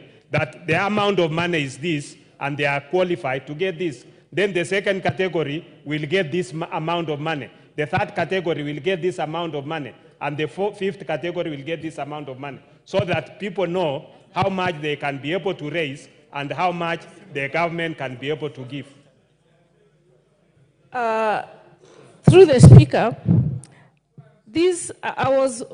when I am done with the different bands, I'll give an example of each, an example of how much a student is going to get in each band. Okay, I can give only one. This is because I must give, allow me to finish the characteristics of every band, and then I'll now give an example of how much. For instance, if we pick a student who is going to take medicine in a university, how much are they going to get? No, and I still believe what you are saying would have been said in level, band 4, level 3, these are middle income earners under differentiated unit cost. This applicant could survive without funding, but the actual program cost created a justification for government funding. This group represents estimated household income for between 70,000 to 119,000 per month. So in that case, these are a group of parents who are maybe comfortable, they have an income, but the problem is the program the student is going to take at the university, because a student who is going to take B.Ed is different from that student who is going to take medicine. So they'll get 40% scholarship, 30% loan, and 30% household. And then finally, we have the level band 5, which is level 5. Band 5 are high income earners with an estimated income of 120 and above, and might need some modest government support as well, depending on the family size, the number of children in school, and tertiary level. And they might need support simply because they have a heavy burden. And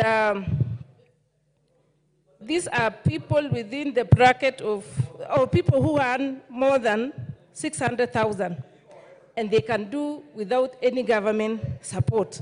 In this case, if they apply, they get 30% scholarship, 30% loan, and 40% household. And I don't need to answer question 2. I move to the I don't also need to talk about the ways the ministry is communicating to the various stakeholders. There are multiple ways. That one can be, that one is already in the public domain. So I want to give a clear breakdown of just one case of a student. A point of order from Honorable Nyamai. Thank you very much, Honorable Speaker. Listening to Professor, and she's trying to do the best that she can to communicate this information from the chair, or to respond to the matter that was raised by the Honorable Naisula. But it's important for us to fully understand, as people's representatives, and I'm sure that the students are also listening, and parents, it seems not to be very clear on these indicators that we are going to use. Mr. Speaker, is it possible for Professor to explain clearly this 30% or these other percentages, those who are not going to get because of the fact that they have other means? Because it's not clear, Mr. Speaker. As the MP for Kitui South, I still do not understand what I will tell the students in my constituency. What indicators are being used to identify those who get 30%? Is it a study that is going to be done so that it is done in advance, that we know who gets what percentage, so that students do not get stranded? Thank you very much, Mr. Speaker, for allowing me to comment. Yes, Dr. Mutunga. Hold on, Professor. Honourable Speaker, the students are picked by COOPs, and then they are also given a form alongside for scholarship. This is the form that they fill all the details about their family backgrounds, especially the socioeconomic background of the family. Based on what they are filled in the form,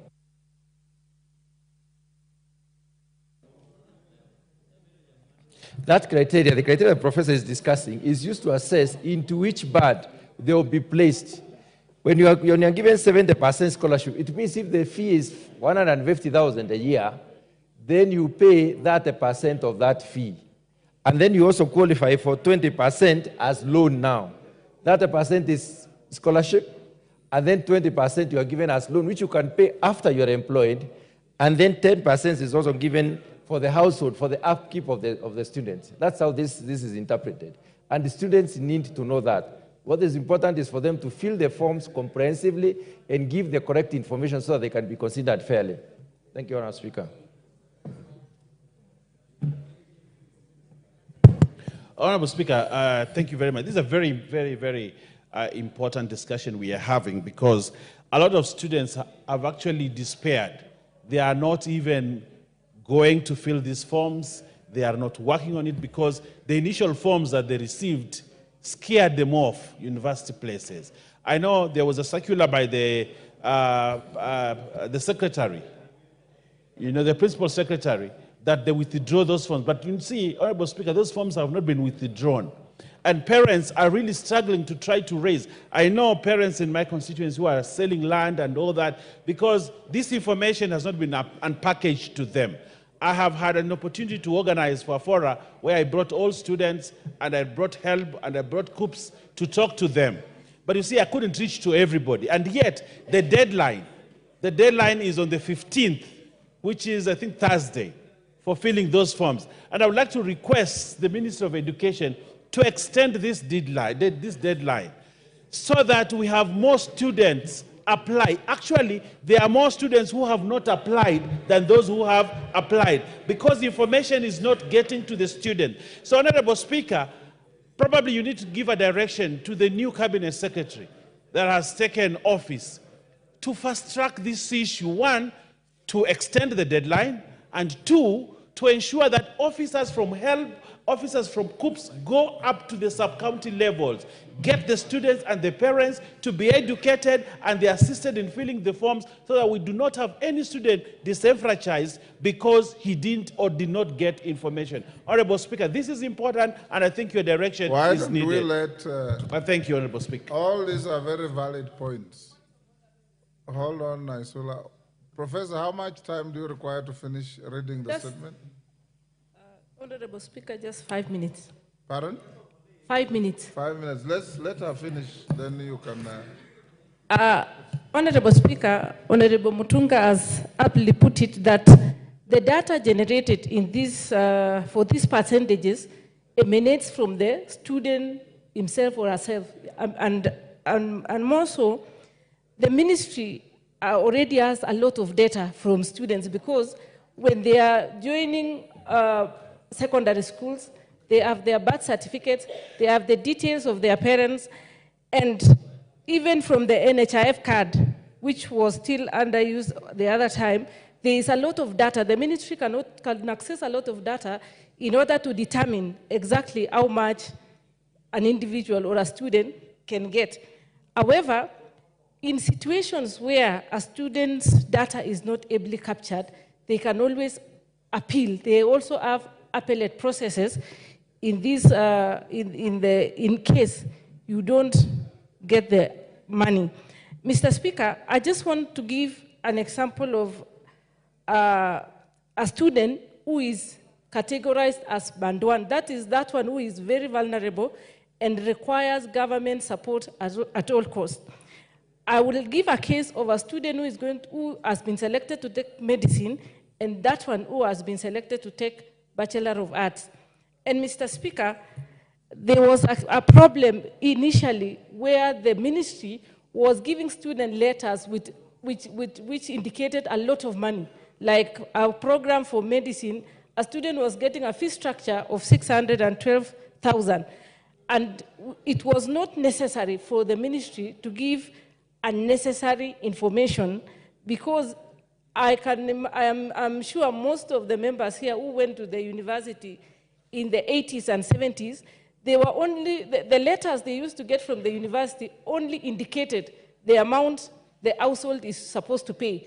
They were not given information on what the government was to pay, which I think the ministry erred on that. They should only give the student, the fee structure should only indicate the household support the student is supposed to be paying to the university. So one is a case of a student taking medicine.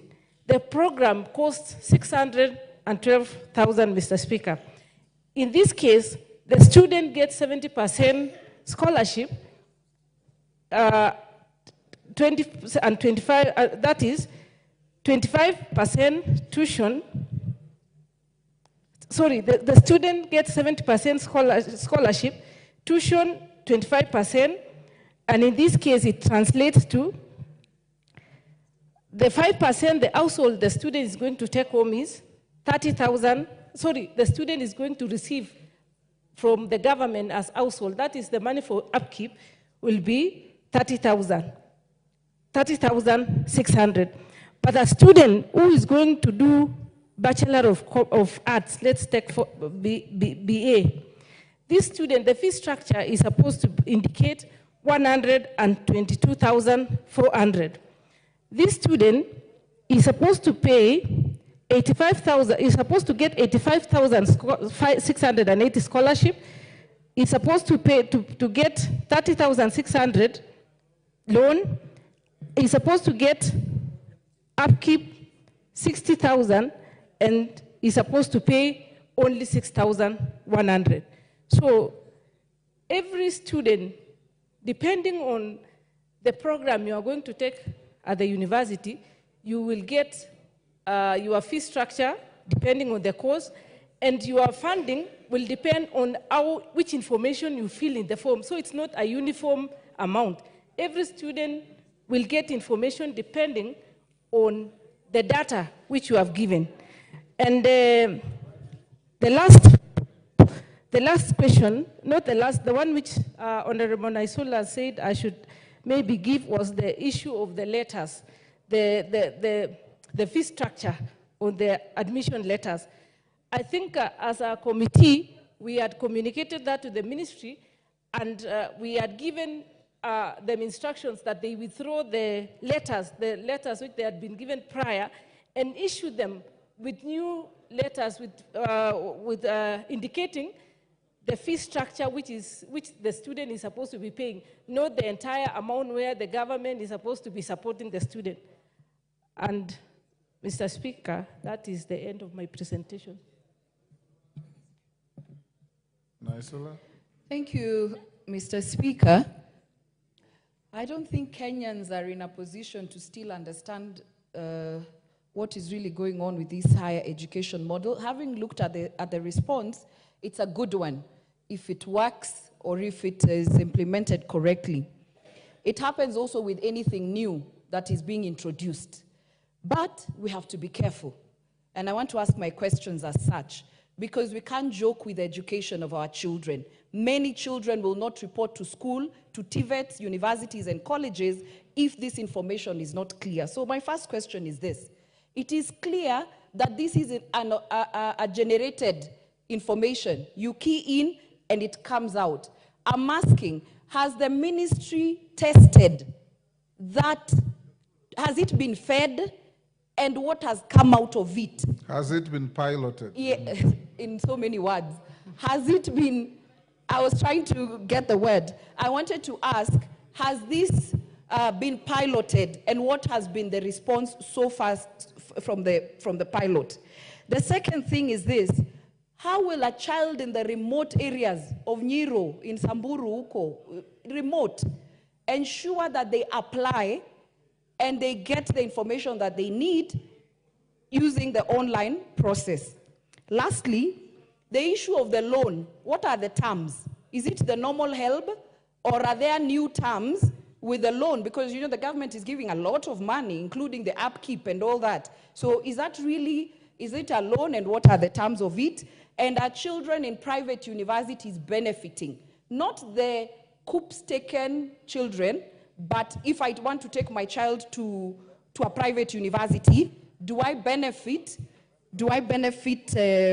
from this? So I think if first you could answer those questions, and then we'll see. And lastly, we don't want confusion. The deadline, as Honorable Mbaya has said, is on 15th. It's being closed. So have all our children applied sufficiently to ensure that they get the information? I've also seen that you've said children without national identity cards, they can use, you've said students without national IDs, provisional application processes allow them to apply using alternative identification such as KCSE index number. That is a very important information, because there are students who don't have IDs and they're wondering how they're going to apply for this. Professor, you can take a few, then you respond. Nikal? Mr. Speaker, a beautiful proposal that is not going on well because of just logistics and management. At this point, Mr. Speaker, what we need for every student is, you are in band 1, you are going to pay this much. Loan this much, loan this much. And household this. You are in band 2, you are going to pay this much. And this, then, because right now, Mr. Speaker, I spend the whole of Sunday explaining to parents. They don't know the letter they have is the letter that went earlier, which just says what the cost of the course is. So now then the letter says, but if you want government help, apply through this. So that, all these details at this point, if the deadline is as it is, give parents a simple thing. Band A, band 1, you pay this much. Loan this. That's what they want. The details, then we will go into further communication. Number 2, say extend the time, because there's no time to do it, for application. So there are things you do to get things going while you are going into the simpler, the details that will work later on. Parents are going all over the place trying to raise 500,000 shillings for medicine. Information, simple, this is what to do, and this is how, and then that can be one advert on a page. Band 1 this, band 1 this, the percentage is this. Then you put that system where they can put in even with a mulika mwizi. And if you put your number, whatever number, then it tells you the band. Okay. So you know the band, you know what you're supposed to pay, then the rest we work out, Mr. Speaker. It's a crisis. Kamei, Justice. Thank you, Mr. Speaker, for the opportunity you've given me. I have tried to listen to Professor, Mr. Speaker. Even with my understanding of models, with my understanding of loan arrangements, with my understanding of bursary, I am more confused. And it calls, Mr. Speaker, when you finally give the direction, it calls for more communication to reach the people, to reach the students of this country. And we will not limit it, Mr. Speaker, to the newspapers alone. There are communication channels on the part of the government that should be used so that all the students who want to go to various courses can then get the information, Mr. Speaker. And I want in that kind of communication, for example, a student going to study Bachelor of Arts, a student going to study technology, a student going to study medical. This is the fee structure. And then this is the loan that will be given to the student. This is the bursary that will be given to the student, and this is the balance. Such communication, Mr. Speaker, will really help us be able to reach our people and explain this model, which is so beautiful that my colleagues are saying, but then it is clouded in some form of miscommunication and technicalities. Thank you, Mr. Speaker.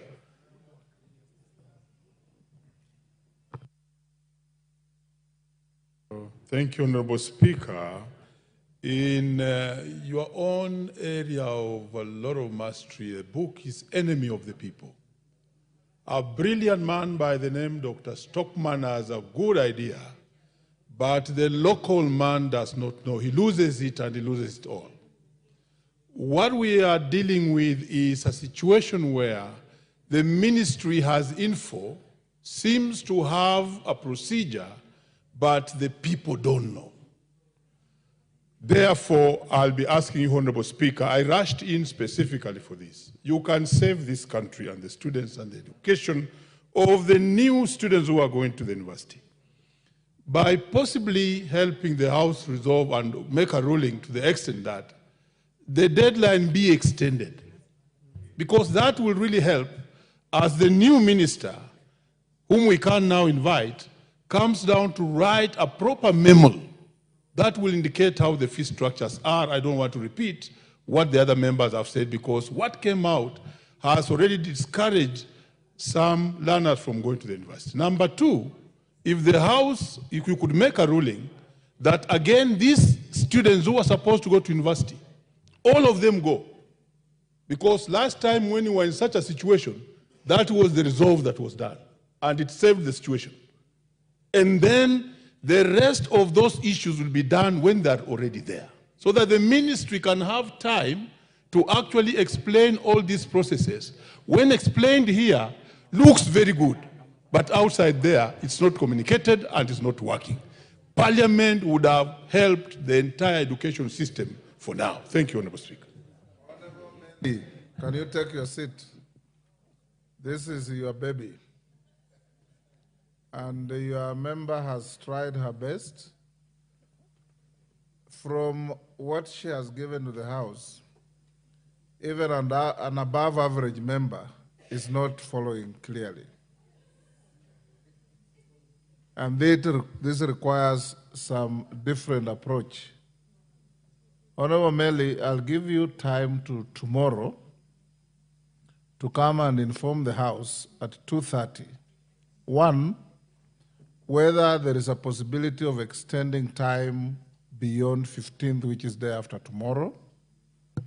Two, whether you can employ a better mechanism of communicating with the students, including but not limited to having education officers that are deployed up to division levels to be the centers of communication and filling of the forms by the students with guidance from those officers. Number three, you can also find out from the ministry if they can delegate the universities of admission as agents for assisting the students when they go to the university to fill the forms, so that no student loses out because of either inadequate communication, poor communication, or miscommunication.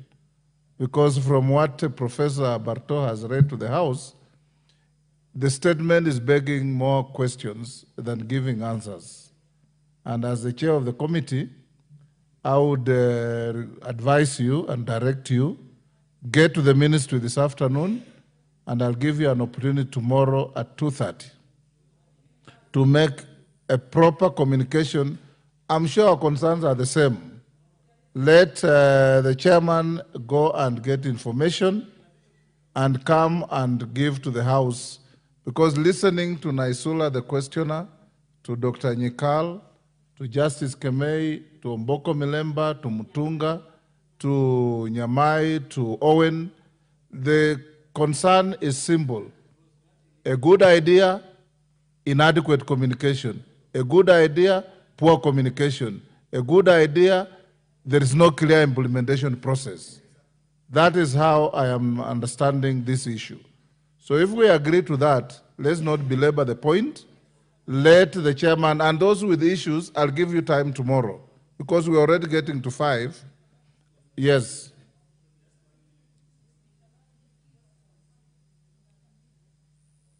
Yes, Kamket. Thank you, Speaker. Indulge me, Mr. Speaker, as the chairman comes to respond to those matters tomorrow. 2 weeks ago, I saw a statement that was directed to TSC. And the committee has not responded to it, and I'm concerned, Mr. Speaker, that we are going on recess. I'm not getting a reply from... He is here, he has heard you. Thank you, Mr. Speaker. Address that. Members, I want us to... Yes, Mutunga. On the same issue. My direction is inadequate. There is an issue that the chairman should clarify to Kenyans. Is this going to be for the first year's university students and colleges this year, or is it going to be for all students in school? Yeah, that is a legitimate concern. Yeah. Are you dealing with new entrants or all students? Honourable Speaker, whether the ministry can actually put a pull-out in the newspapers explaining this to the simplest level, and also give those indicators. The indicators must be known. So there must be various ways of communication. You do a pull-out in the nation. How many children in Kibish get the nation? How many children in some place in Baragoi get the nation? Yes. Yes, Naisula? I didn't want to speak after your ruling, but tomorrow and Thursday I have some work at the constituency, Mr. Speaker, and I'll allow the chairman to continue and the members. I'll get the response. But I wanted to ask just one question, which you have to ask the ministry. Normally, when the students report to school, they are told you have to pay a certain percentage for you to be admitted. All right? So that student, since the government is taking, for example, 70% in terms of loan and scholarship, and the parent maybe is paying 30 or 30,000, and the student shows up and says that percentage is going to be paid by the fund. will that student be admitted? And even in future, when the exchequers delay, so that the fund is not payable to the school, will that student continue with their education? And finally, the same question on whether this is for all students or the new starting this financial year. Odanga, I want to close here. I'm sure my direction has covered all your concerns. What is the issue? Yes, thank you, Mr. Speaker. The issue is, I would like also to know, because usually the Higher Education Loans Board has loans, there is that scholarship, and also there have been bursaries. The issue of a bursary has not been addressed. Whether it is still there or it's not there, nobody has talked about it. I really want us to know. And Mr. Speaker, I think going forward, I would like to suggest that we will have to change our standing orders.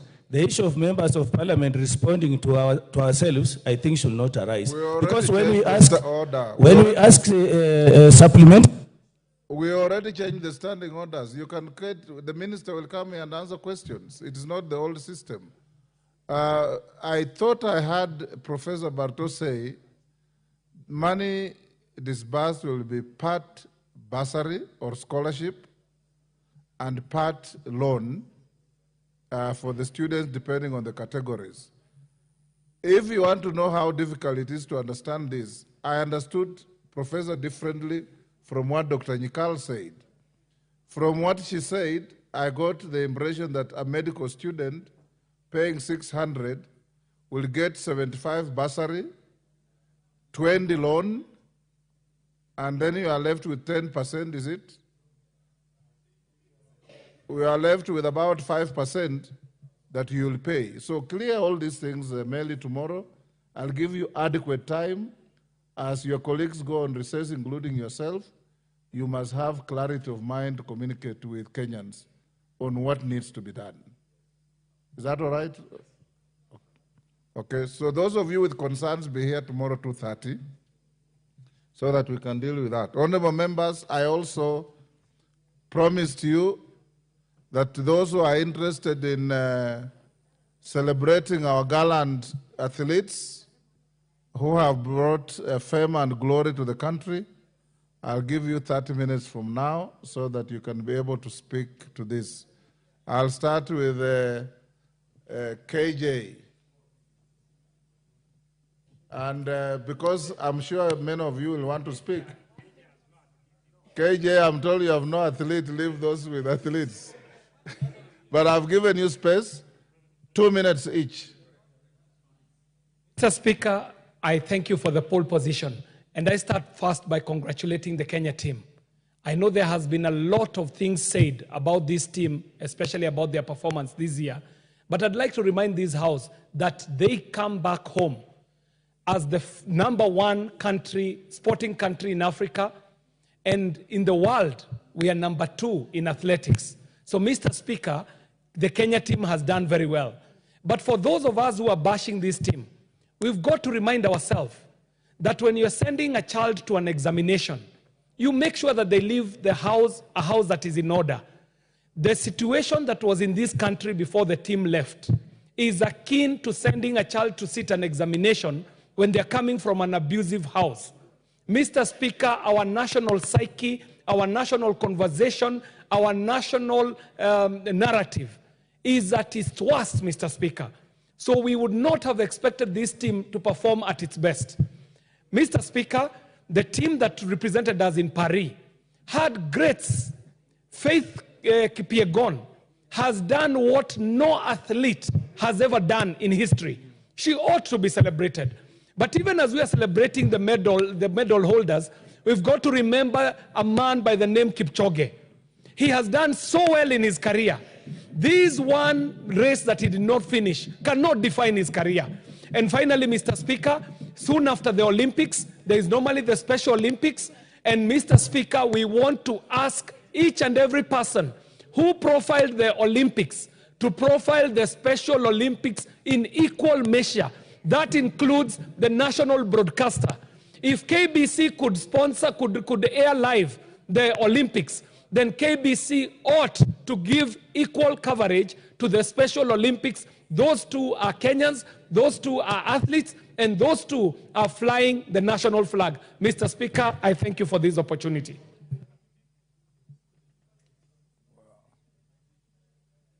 Member at the back, that's member for?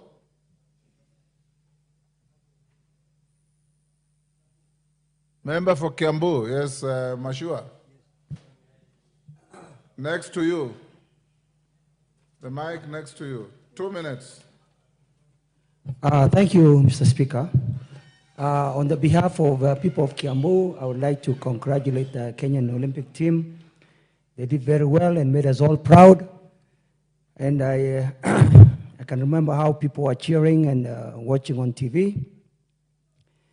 But Mr. Speaker, I have a concern about the athletes who have left Kenya because of greener pastures elsewhere. Today, in today's paper, we read about how the people who are leading the delegation, maybe not this year, but prior years, had taken advantage of the athletes. Mr. Speaker, you remember the lady who won the 3,000 steeplechase, called Wilfred Yavi, said that she was asked for a bribe of 200,000 so that she can represent Kenya. I think this is a great concern, and this should be arrested so that our athletes are not able to offer bribes so that they can represent our country. The other issue, Mr. Speaker, is we should ask ourselves why so many athletes leaving Kenya and representing other countries like Bahrain, even the United States. And this is because, Mr. Speaker, is because in those countries, these athletes are better looked after, they are honored, and they are respected. So, Mr. Speaker, the government should take care and make sure that our athletes are looked after properly. Mr. Speaker, it's very sad to note that athletes who have represented Kenya in the past are now living in abject poverty.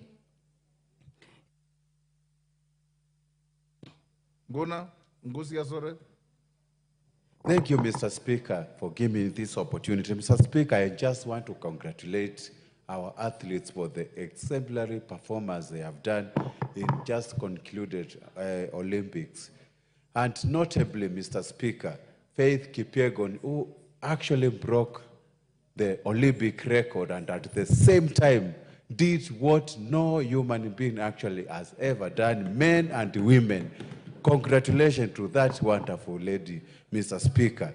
The issue of Chebet, of course, winning 2 gold medals, 5,000 meters and 10,000, has never been actually done in the whole of the country.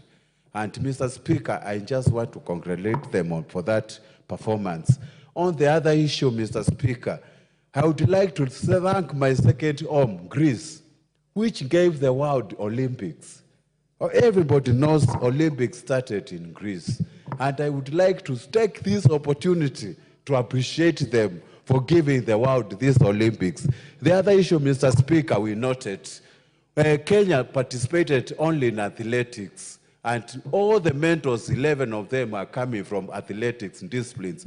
We need to widen our sports coverage, Mr. Speaker, in terms of the participation. We need to increase more games so that we can earn more mentors. Of course, we emerged top in Africa, but we still need to do a lot so that we can actually start competing with countries like United States, who banked over 100 medals, and compete with even countries like China. Mr. Speaker, I can say we don't have time actually to talk, but let me take this opportunity on behalf of my family and people of Mwingi West to say congratulations to Kenyans for bringing us this victory. 11 Chematia.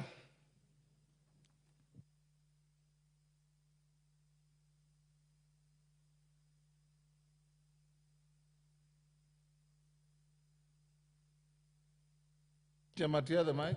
Thank you so much, Mr. Speaker. I also want to take the opportunity to congratulate our beloved athletes and those other athletes or other disciplines that participated in the Olympics. Mr. Speaker, as members have also raised that there's a lot of concern about the performance of this year's team. Ordinarily, Kenya always participates in most of the disciplines in the athletics, specifically almost all of them. And we even have the opportunity to have 100 meters, the Omanyala, Mr. Omanyala, who did very well, as much as he did not get a medal. But, Mr. Speaker, there's one thing I'm also noticing that is coming out very clear, that the branding in Kenya today is no longer the way we used to take our athletes in a very high regard.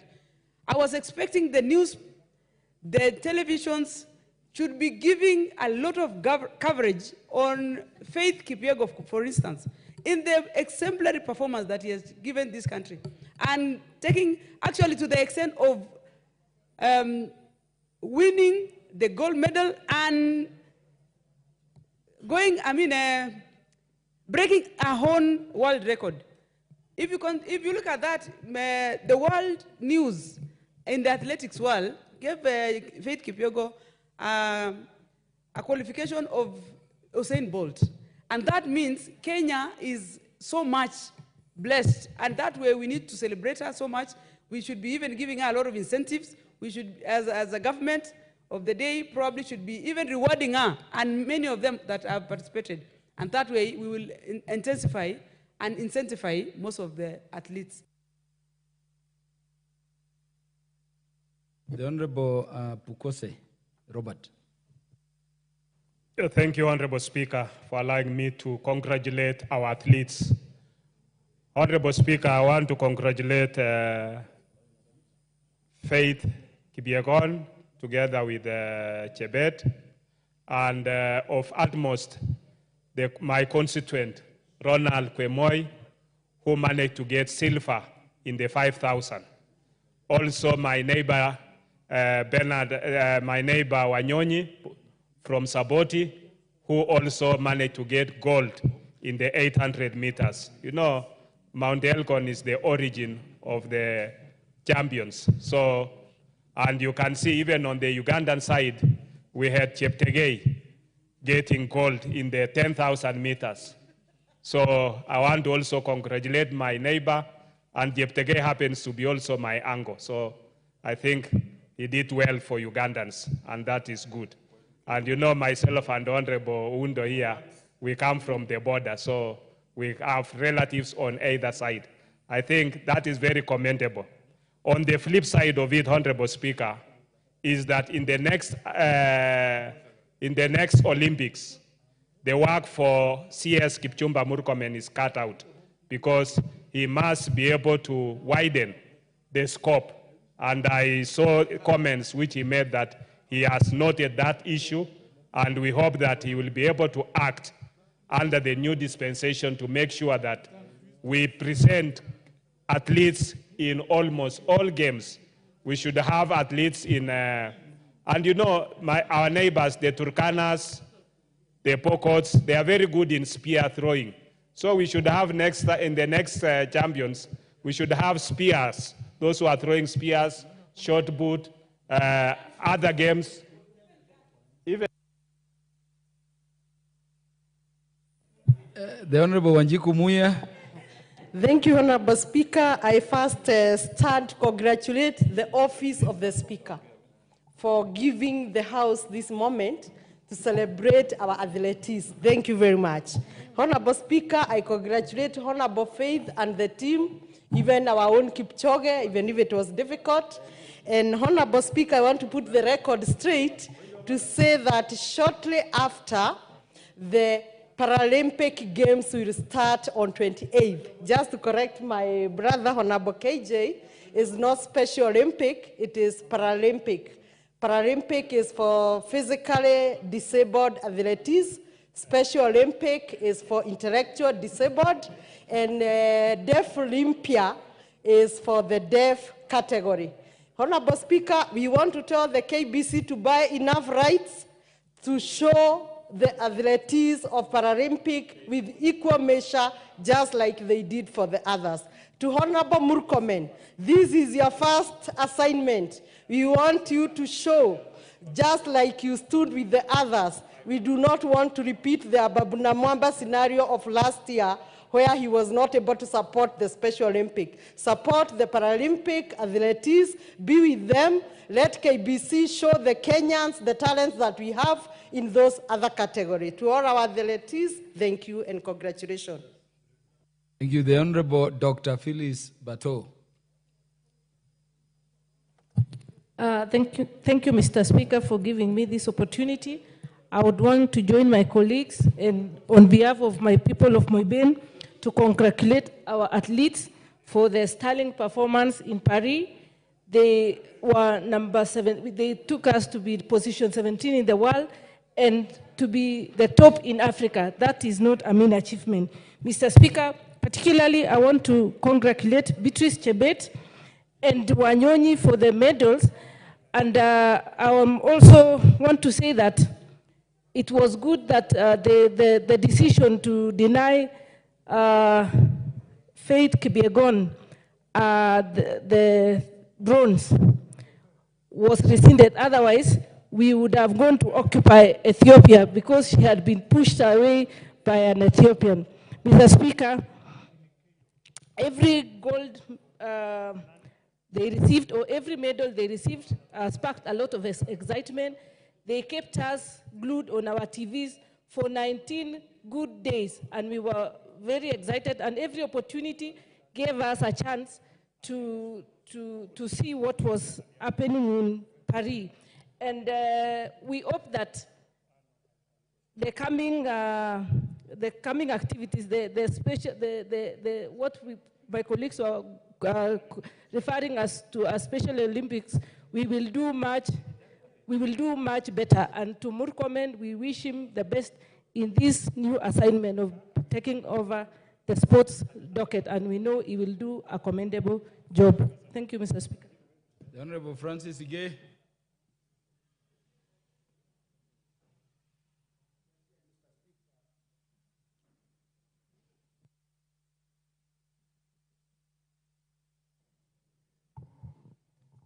Mr. Speaker, thank you very much for giving me this opportunity. I also want to join my colleagues in thanking and congratulating our athletes who really gave us a very good name. We were very proud to see our athletes excelling in Paris. I want especially to mention Faith Kipyegon and Chebet, who did a very sterling performance. And our people were glued to the TV.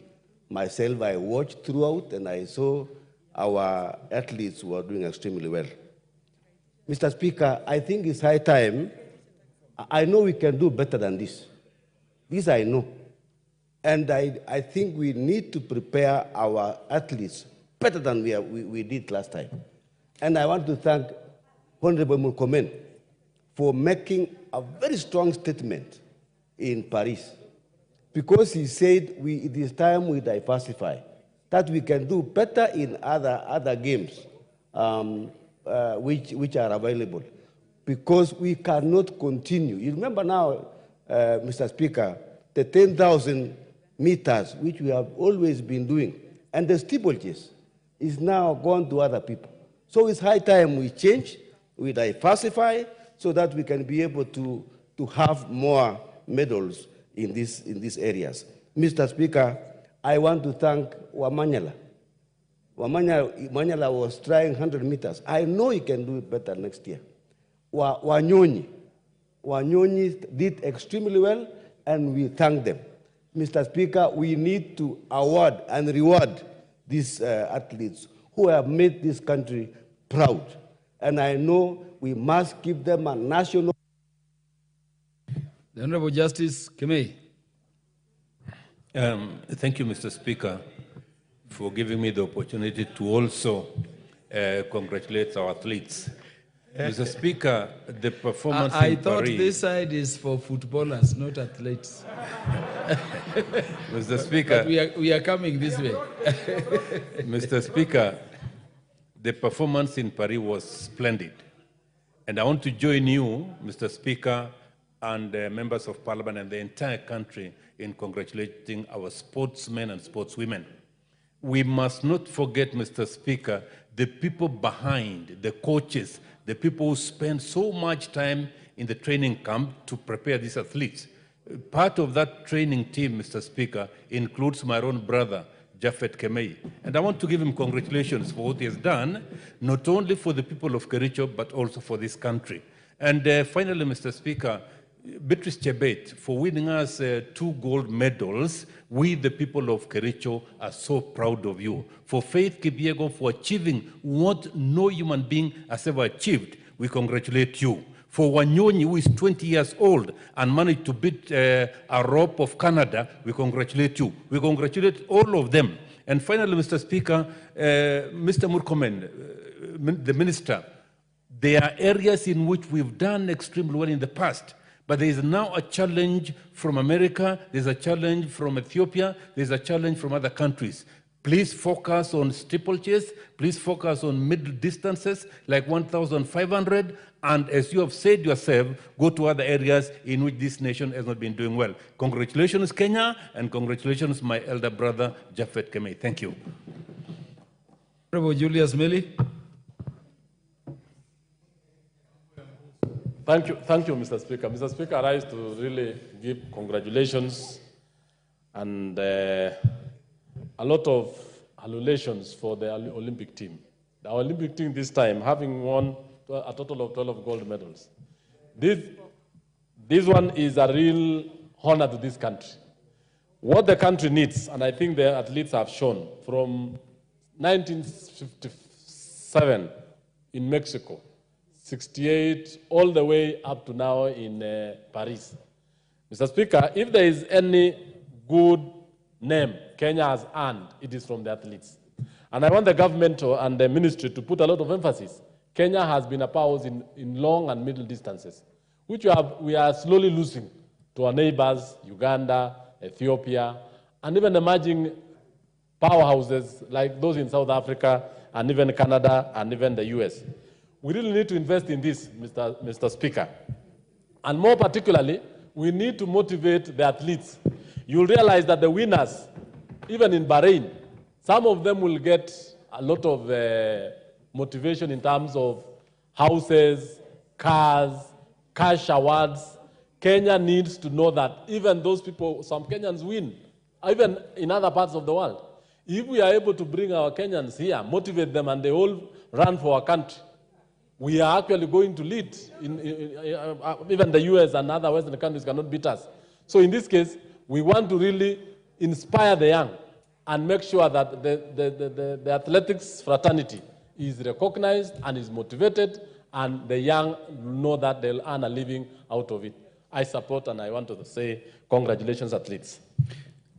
Is the honorable member next to the chair budget and appropriations committee, Honorable Ruto? Or yeah, give him the mic. Thank you so much, Mr. Speaker.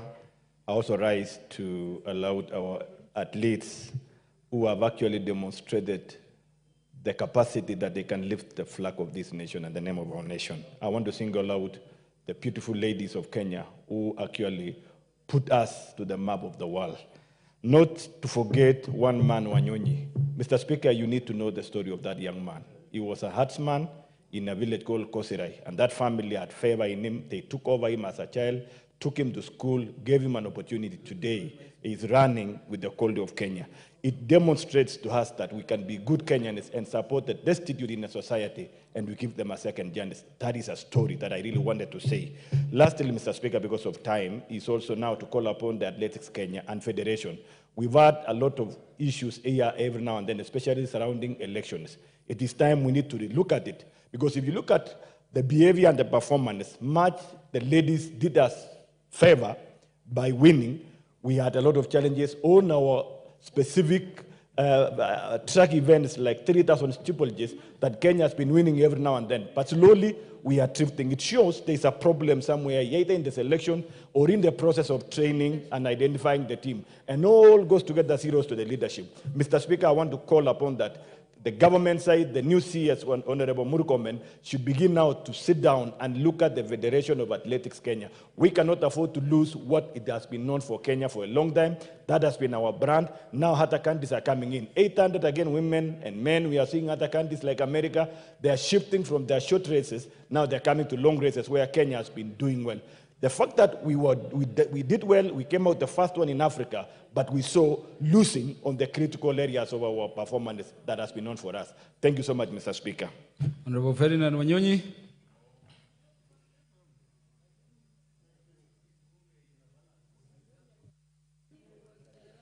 I was not in Iran, but I can assure you, Mr. Speaker, the boy actually comes from a village called Matisi, from what I'm told.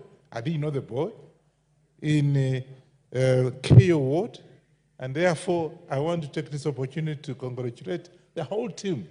They actually brought us, I just traveling in from the world, and people are saying, now look, are you from Kenya? I said, yes, you've done wonders. So we want to take this opportunity to say congratulations to our team, and I particularly want to take this opportunity to assure members here, the boy called Emmanuel Wanyonyi comes from my ward, from my constituency, and I will make a homecoming. I've already told my people on the ground to welcome the boy, and if there's anything, I think we want us to motivate these boys and girls to make us even more proud. Because we're the top in the world, 14th in the world, and the top in Africa is not a walk in the park. I want to take this opportunity to thank the athletes, and particularly Kijana called Emmanuel Wanyonyi, my namesake. Please, I'll welcome him. You will see it on your TV, you will see it, whatever it is, because the boy has made us proud as Kenyans. Thank you so much. You'll be invited as well to come and witness that. Oh, Catherine Omanyo. Thank you. Thank you, Mr. Speaker. I stand as one of the most proud to be Kenyan at this moment, looking into how our Olympians participated. In the face of adversity, they still showed unparalleled strength, because we had changes just before they went to participate. We had GNZ's issues that had come up, and we thought maybe they would be stressed naturally, because they are also patriotic. So I watched the whole time, and there was a moment where, looking into the Olympics Games as a whole, the boxing game, I witnessed something that was a little bit unfair, and it's good to mention because I know in Kenya in future we will be participating. Let the transgender fight transgender. Let the male athletes run with the male athletes, and let the female athletes also compete with the female athletes. Let's not confuse a man who almost has features of a woman fighting a real woman. It was a little bit unfair, but our Wanyonyi, who my friend CNN... Are you saying some man pretended to be a woman and was allowed to fight women? Yes, we have human rights that acknowledge if a transgender is there and wants to be seen as a woman, they have been given that. But let the transgender fight transgender and not... Yes, Honorable KJ, what is out of order?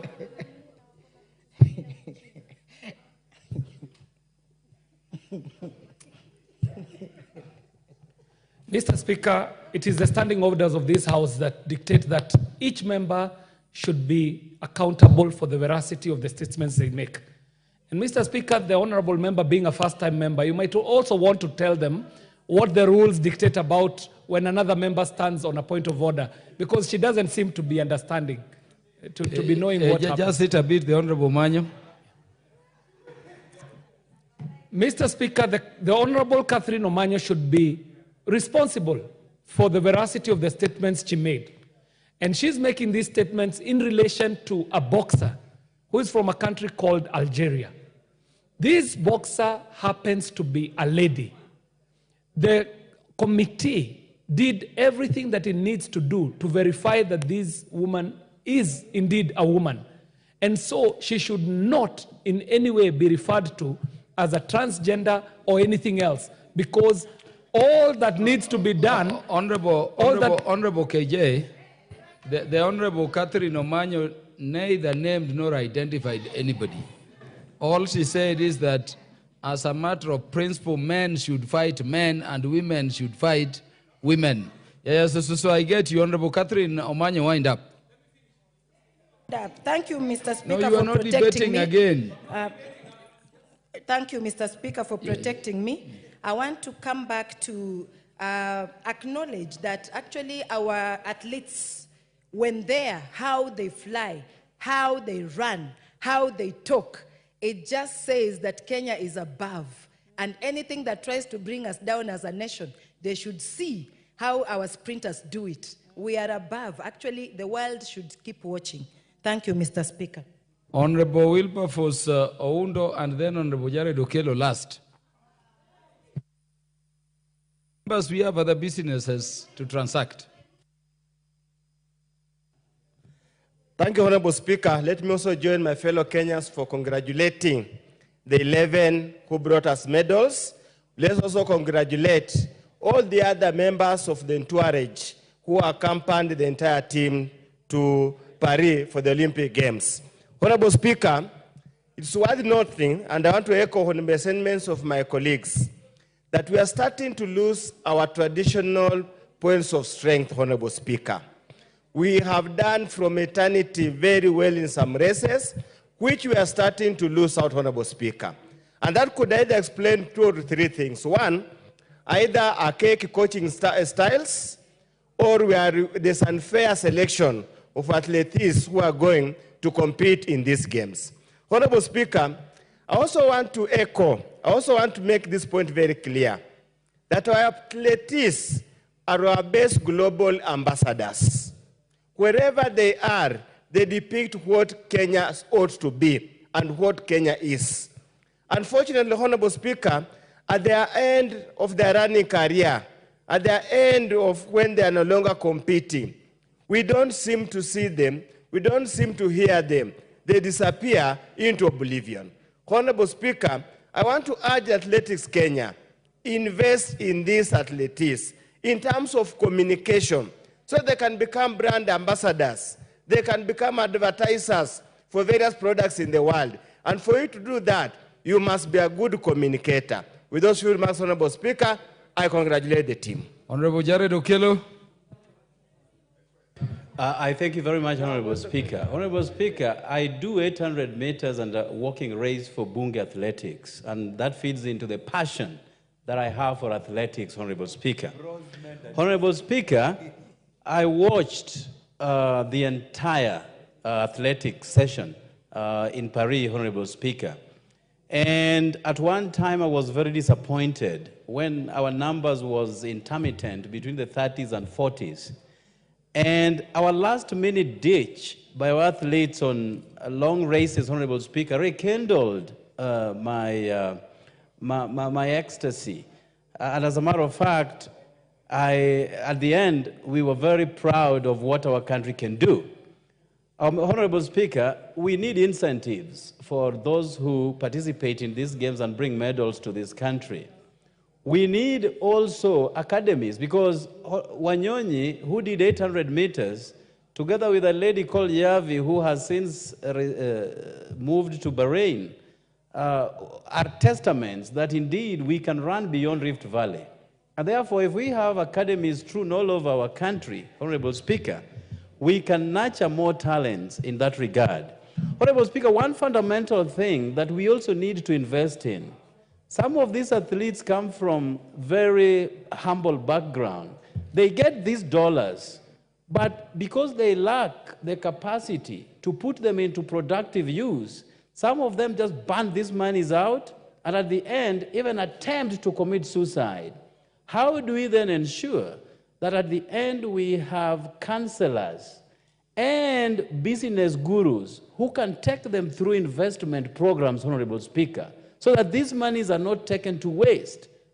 I thank you, Honorable Speaker, for the opportunity. Honorable Beatrice Kemei, under Standing Order number 1, add on very special request. Thank you, Honorable Speaker. I want to appreciate the fact that you've given me this opportunity with this fact that 2 of the athletes, and especially Beatrice Chepet, who won 2 medals, come from Kericho County. I want to congratulate the athletes, Honorable Speaker. Faith Cherotich, who also won the steeplechase, comes from Kericho County, and Beatrice, for that matter. Honorable Speaker, and all the other athletes, Honorable Speaker, I want to congratulate them very sincerely and to let us encourage the athletes, Honorable Speaker. I attended a function of Faith Cherotich one time, and I was so impressed by the fact that she built a very beautiful house for her parents. This is to say, Honorable Speaker, that when these athletes get whatever they are given, they should be encouraged to invest more so that next time we'll be able to see what they have. And in line with that also, Honorable Speaker, we have the Paralympic that is coming, and whoever will win a gold should also be awarded just like these others, Honorable Speaker. There shouldn't be no difference. They should not be differentiated from the others. They should be also given the amount that others are given. And I want to ask the new CS Murkomen, who I know is equal to the task, to look into the issues that we have in this side of athletics and all the other sporting activities. Once more, I congratulate even Faith and even Wanyonyi himself. The women, the female. Yeah, honorable members, I want us to bring that debate to an end at that. There is very critical business coming under order number 10. And you note the chair for Budget and Appropriations Committee has been sitting in the House through. I would wish that members begin looking at that business. Let me also, honorable members, under the relevant provisions of our standing orders, rearrange the order paper. You want to call it first? Yeah, call the next order. Order number 8, motion. Inspection visit to semi-autonomous institutions of the East African Community in Uganda. Question to be put. Yeah, so the motion under order number 8 will be rearranged to come after the motion appearing under order number 13. Next order.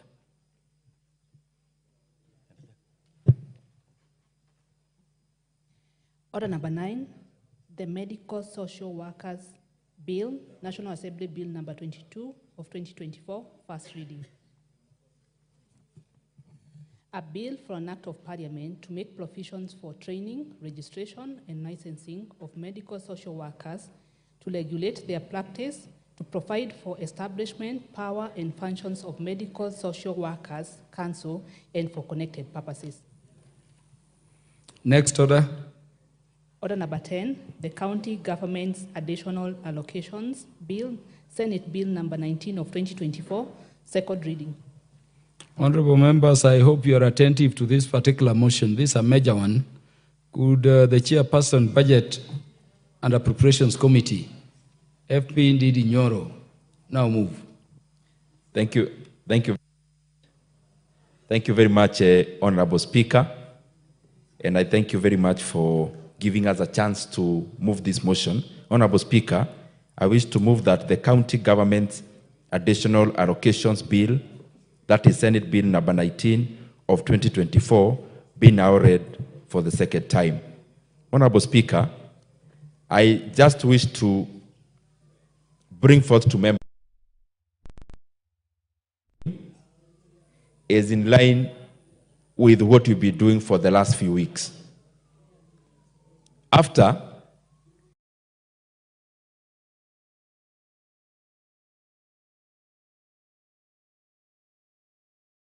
was running concurrently with the other side of raising revenue. And Honorable Speaker, when therefore we went ahead to pass the appropriations bill, which became an act, the hope was that money will be available through the revenue-raising measures that were then in place. Unfortunately, that was not possible due to what we all understand. And therefore, Honorable Speaker, we have to come back here and do a major supplementary budget, which now is almost the real budget, the main budget in Kenya. And that process got complete around a week and a half ago. Honorable Speaker, therefore, that necessitated two things in regards to the relationship between the county governments and the national government. Two primary areas that the county governments draw money from the national government. One is through equitable share, which, as the House knows, was also part of the rationalization that happened for the last 2 weeks. Across the two levels of government, everyone had to take a haircut, whereas the national government took the bigger burden, the county governments also lost 20 billion in the equitable share.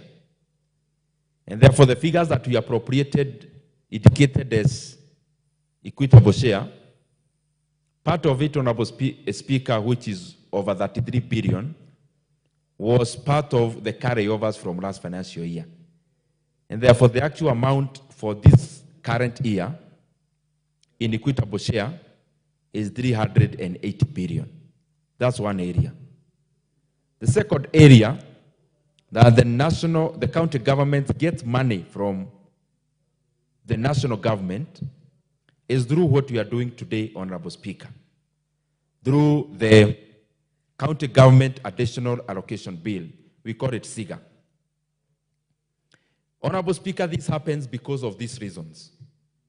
One, when there is an overarching agenda of government, government may want to direct resources to some specific devolved functions for implementation. Where, yes, we have county governments and national governments, but among the agendas of the national government could be within the sectors or within the functions that are devolved. And therefore, for that reason, what happens is that these monies therefore follow what the government wants to achieve nationally. The other area, as it is found in the schedules, Honorable Speaker, which members I'm sure that you already have, beyond the monies that are directed by the national government from various departments, Honorable Speaker, the other allocation in county government, additional allocation, comes from development partners. That is why if you look at the number 4 in the bill, the other schedule, is that it shows the amount of money that will be going to the county governments from development partners. However, Honorable Speaker, before I go to the specifics, which I will take very little time, I want to also underline that many times we use this term of development partners, and the insinuation is that this is money coming from anyone to give us. Development partners is actually not grants. Most of these monies are loans. And therefore, when we talk about development partners, this House must be very firm that this is actually the government of Kenyan money, because a loan is a sovereign debt. And this loan forms part of what you call the public debt. And therefore, when we see semantics and other big names, the summarization of this is that this is our money as Kenya. Because even when we walk into a bank, Honorable Speaker, When the bank advances you money, it ceases to be the bank's money. It becomes your money because you've given security or other modalities. And therefore, when the money is lent to you, it becomes your property. There is a reason I'm saying that, because many times you see even on national government funded projects, people saying this is a World Bank project, this is an ADB project. There is no World Bank project in Kenya or ADB project in Kenya. All these projects are a government of Kenya projects because we pay for this money and we pay dearly, even with interest. Therefore, what happens, Honorable Speaker, is that, for example, and I'll just do a summary. The current government has agenda to execute. One around industrialization. And in that respect, which is industrialization bordering on agriculture, it is what we are calling county aggregation and industrial parks. This is an overarching government agenda, but agriculture, as you know, is devolved. Part of the land we may end up building these facilities are also owned either by our county governments. Some, yes, by national government, but there is a collaboration. What is the collaboration? The collaboration in this area is that the county governments, through their county assemblies, would appropriate 250 million that would go into these industrial parks. The government of Kenya then also follows up with another 250 million, and we are to build industrial parks worth around 500 million shillings. Honorable Speaker, we took the first 18 batch in the last financial year, which we funded, and the county governments funded, but we were not able to release all the monies by the lapse of the financial year.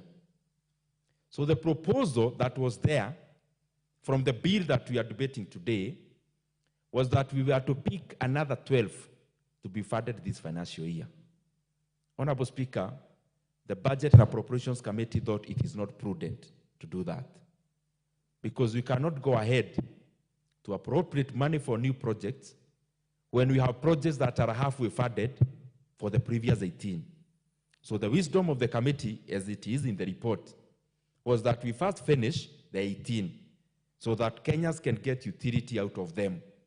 An industry can only operate when it's 100% functional in terms of build-up. And therefore, it would be imprudent for us to jump in to start new ones just for political correctness that is happening everywhere, and then we end up not enjoying utility for a very long time. So our recommendation is that the money is available, we first fund the 18. However, you will see, and the members can see, that the money is still not enough. Why do I say so? In the appropriations bill, we have budgeted for the conditional grants in their relevant departments around 61.9 billion shillings. But in this report, Honorable Speaker, in the previous appropriations bill before the supplementary had taken care of 61.9 billion. This one, Honorable Speaker, the one we are debating, the conditional allocations have come down to 46.6 billion. Why? Rationalization. On what basis? Revenue-raising measures could not support because we understand what happened. And therefore, part of the areas, as you can check on the report, is a climb down. Industrial parks were to get around 4 billion shillings. In this report, it is 2 billion shillings.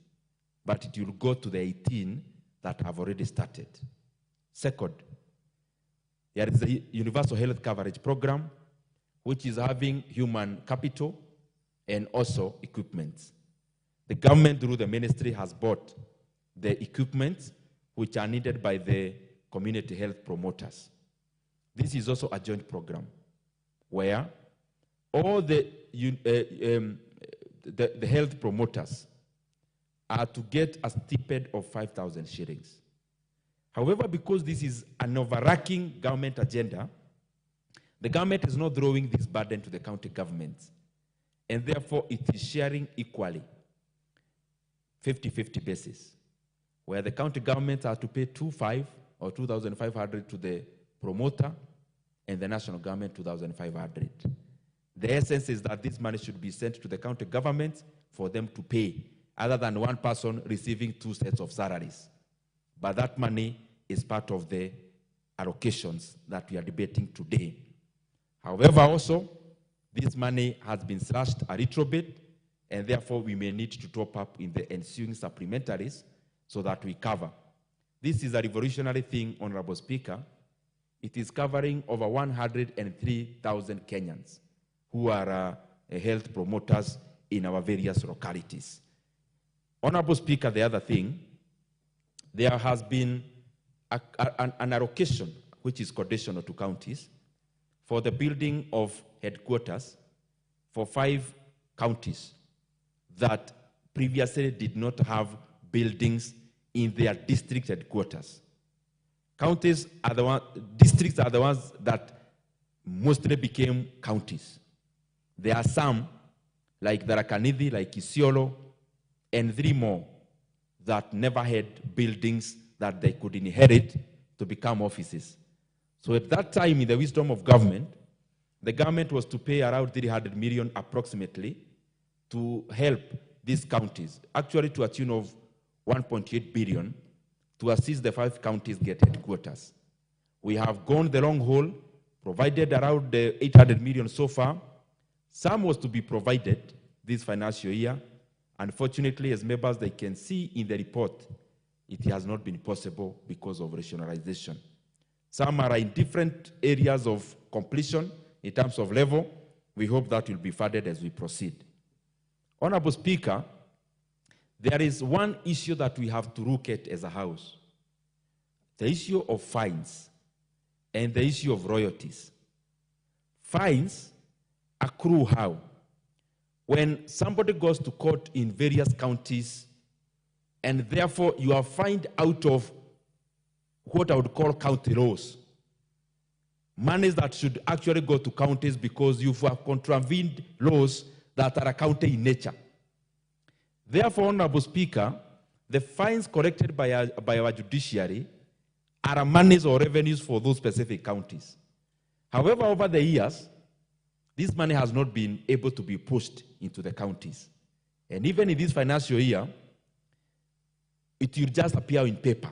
Because what usually happens, and this is something we must do and see how to streamline it, when ceilings come out and judiciary is given its ceilings by the National Treasury, the wisdom of every MDA is to utilize their ceilings.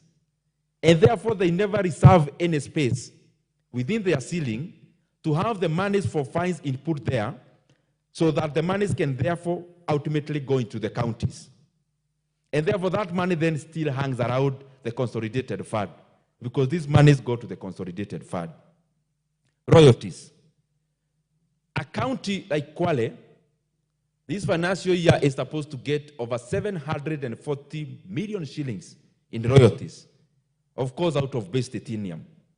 But, Honorable Speaker, this also has had challenges because how these allocations work, which are conditional and additional to the counties, is that they are budgeted and domiciled in the specific departments. What do I mean? The issue around health, that money goes into the health department. That is why if you check in our appropriations bill, the monies for health promoters is already in the department, the relevant department. Therefore, when it comes to royalties, the wisdom would have been that then this money should be domiciled within mining. But that money is not provided because of what I'm saying again. When departments are given ceilings, they first look inwards in terms of their needs. There is scarcely any other room to accommodate this kind of additional resources for our counties. That's something we have to look at because there is a gap in there. So those monies, again, they are there on paper, but judging by the previous years, it only appears on paper. No money touches the counties. Lastly, Honorable Speaker, is the monies from development partners. Development partners, and the schedule is available for members to see, are also specific. They try to achieve a certain aid. That is why even if you look at the name in the schedules, they are usually very specific.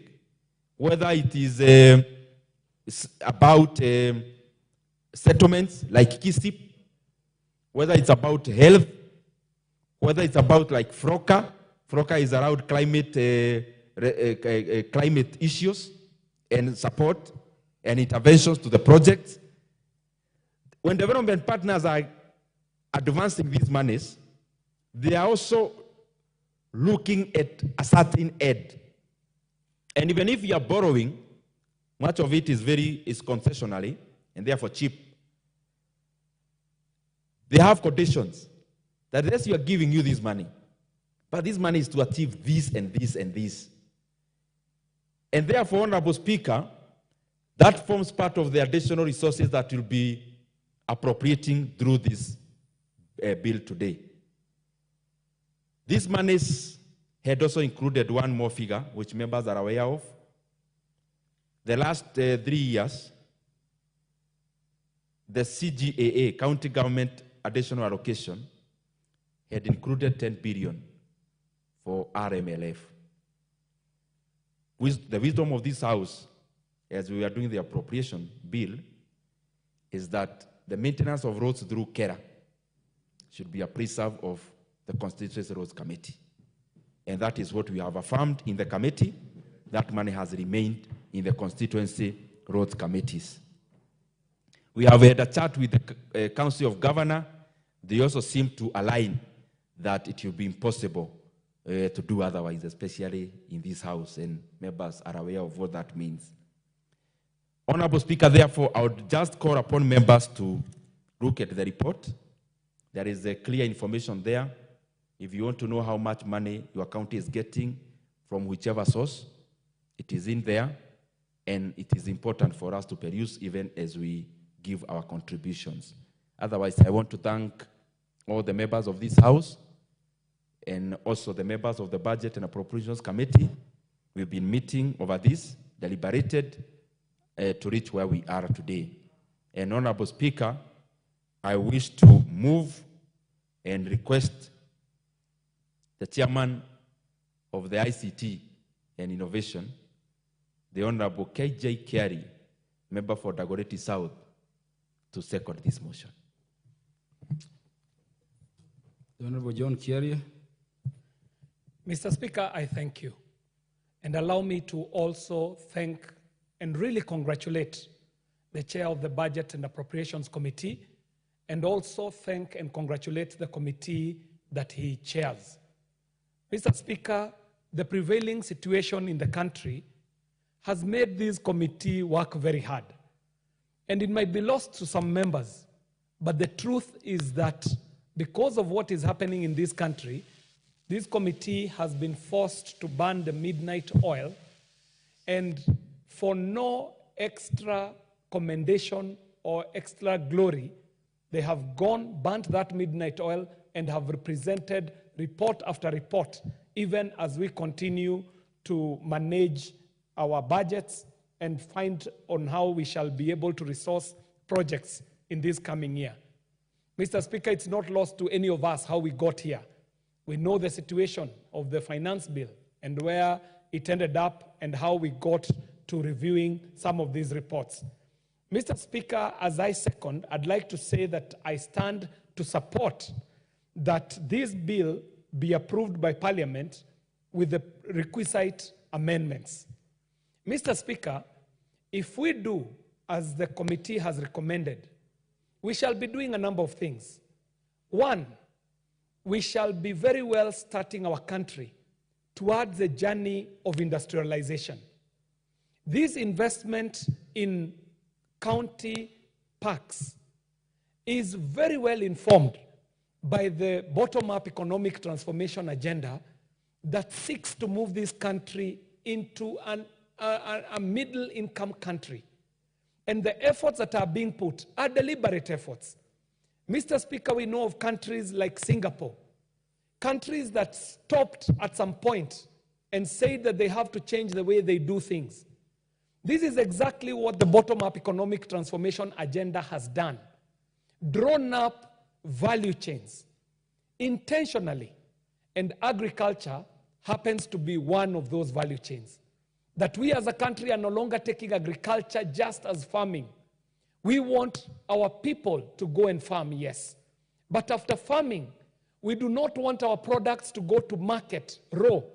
We do not want to sell our milk raw. We don't want to sell our horticultural products raw. We are finding a way where we can add value to these products. And in so doing, we shall be, one, providing employment for the young people, but two, and most importantly, we shall be walking the path towards industrialization. So this bill, Mr. Speaker, if approved, on that one count of moving us towards industrialization, you see that it provides for the funding of these county aggregation industrial parks in 8 counties, Mr. Speaker, and I do want to buy the rationale of the chair and the committee in saying that rather than stretching the shilling too thin, we can go with the 8 counties and make sure that these ones are complete so that we start earning from it. Mr. Speaker, secondly, there is a big theme on universal health care.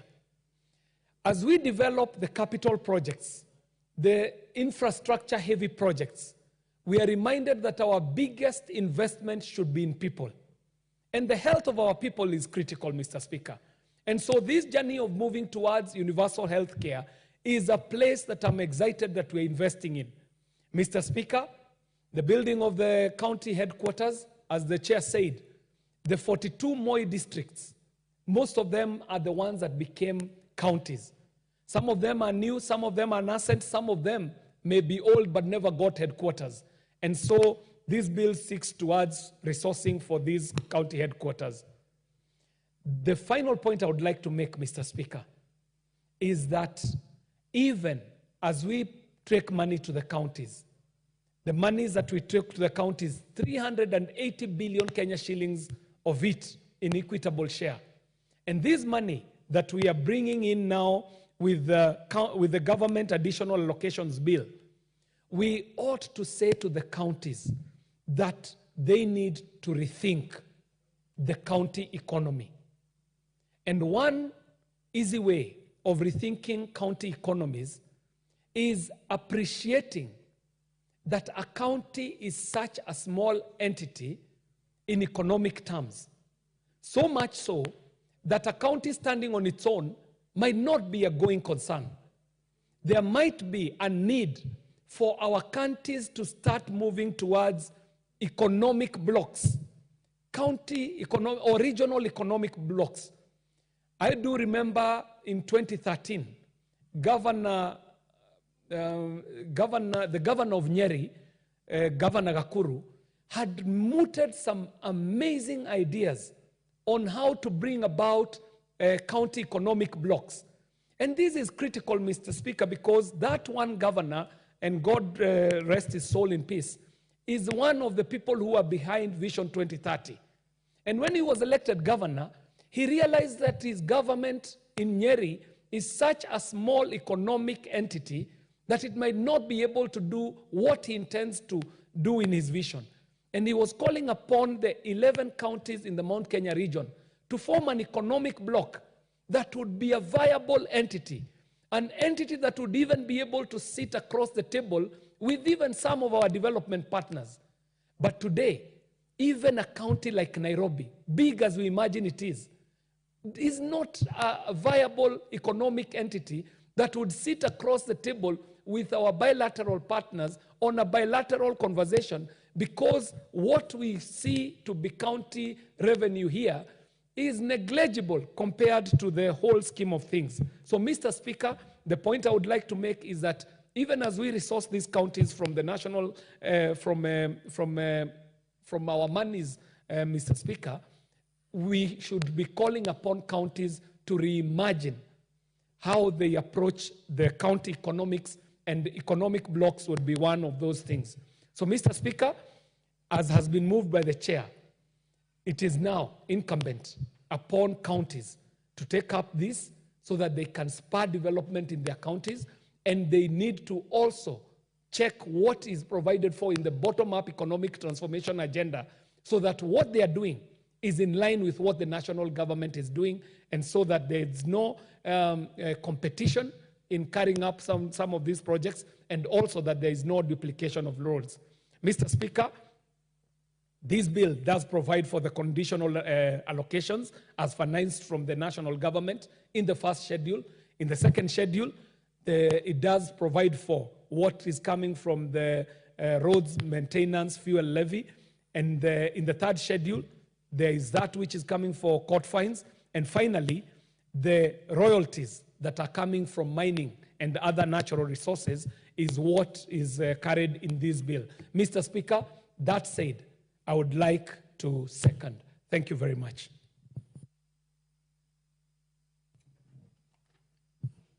Honorable members, I now propose the question. The County Government's Additional Allocations Bill, Senate Bill number 19 of 2024, now read a second time.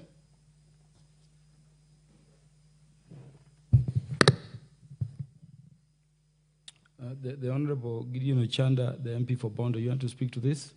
Yes. Thanks, Mr. Speaker. Mr. Speaker, I think this is a good effort in terms of showing Kenyans that really counties get much more money, regardless of whether their functions are done by themselves or are funded by themselves or are funded from different sources. It's a very good indication that we are not only talking about the 380 billion shillings, and if the chair went further to put all these additionals together, would have seen that really county governments are getting a lot much more than many times what is indicated. However, Mr. Speaker, and if the chair will listen to this, I think the cleanup is not complete in terms of these other sources that are coming, particularly from the national government. If you look at fertilizer, for example, the amount of money that we are using on fertilizer is to agriculture, and agriculture is devolved. What amount of money is in that? I think this is not yet here. You look at these other things that we are talking about in terms of the many other regional or the sagas that are doing functions that are funded by the national government and are doing functions that are really county functions. Like the Lake Development Authority, many of these regional development authorities are basically doing functions that are supposed to be county functions, and they are funded from the national government. Look at if we put all those together, you'll be seeing that definitely there's a lot much more money that goes into the county governments. The other thing that maybe the chair may need to hear more is in terms of where we are like co-matching. The national government is matching with the county governments. Particularly, is mentioned health. We need to ask ourselves, for how long is the national government going to support the community health promoters? Is it going to be an annual ritual event that we must give money, the national government must give money to support the community health promoters? Chair, I don't know whether you want me to repeat that. Your second eye is keeping you busy. Chair, what I was trying to talk about is, there are these things that we are co-funding, national government and county government. We have talked about the industrial parks. We have talked about the community health promoters. Industrial parks, sure enough, you have said that, no, we are going back to making sure that the ones that were started are complete. That's fine. But look at the community health workers. We are taking half. If you take half, we need to indicate to ourselves initially, for how long do we want to do this? Is it going to be a ritual, national, annual thing that will be supporting the community health workers when we know very clearly that this is something supposed to be done by the county government? So, Mr. Speaker, I think that's another critical area in terms of cleaning the amount of monies that get to the county governments. Now, the other thing is the sustainability of these health promoters. If we pull out, if the national government pulls out its bit, what happens to them? Yeah, it's going to be a very critical question that we must answer ourselves, and we must know that. And what happens, like in the industrial parks, when you put 250 million Kenya shillings, let's say for the 18, and the other side, the county government doesn't place their 250 million, or it is not a priority to them at that particular time, what happens? What happens to counties that this is a priority to them, yet they are not in the 18, yeah, that we started with? So I think these are areas where we may need to really check. Then we, by the end of it, can we do some analysis in terms of where do these monies go to? You are in the 18, for example, a county may be in the 18 for purposes of the industrial parks. Then the same county is in for some grants. The same county is in for another kind of money from a different source. So where are we? Are we able to check in terms of, because I'm seeing that certain counties may be left behind and others may be getting much more in the end. We'll be bringing in some level of inequalities. Look at the grants. Grants for the last 5 years, Mr. Speaker, if you check it clearly, the grants that we have had have been going to particular counties over the years, whether it is for urban development, these things that are supported by grants. They are basically going to the same areas. So if those areas also get fertilizer, that same area is in the industrial park, the same area is another one. What happens then to the other areas? I think that's a very critical thing that needs to be looked at. The other one is the issue of royalties. Of course, the chair has mentioned that this has not been really very clear. But there are areas where many things are happening in the name of mining, whether they are artisanal or not. You look at the amount of monies that are generated from what, in quote unquote, explorative or explorations in gold, and artisanal mining in gold in Kakamega, in Siaya, Bondo, look at that in Migori and the rest. It's quite a huge amount of money. So where do we bring in these counties? And at what moment, at what stage are we able to check through all these things so that the people who are doing it get to know that they're supposed to be paying royalties to the county governments? I think that's another critical thing that, Mr. Speaker, we really need to look at clearly. The issue of court fines and stuff like that has been very clear initially because there were municipal courts. But then there are areas where there are non-municipal courts, definitely their money is swallowed, that goes as part of the judiciary and to the consolidated fund. I think this really needs to be streamlined so that counties get to have this as own sources of revenue moving forward. So, Mr. Speaker, I support this, but I want to think that there are quite a bit of effort that needs to be looked at as we move forward. The other proposal maybe is, instead of talking about this as an additional or an additional bill, can we have these things as a tandem of the artificial revenue placement, where we are placing the 380, which is clear-cut, then below it, so that one doesn't struggle from one bill to the other to look for in terms of how much, again, is added. I think that may help us a great deal moving forward. Thank you, Mr. Speaker.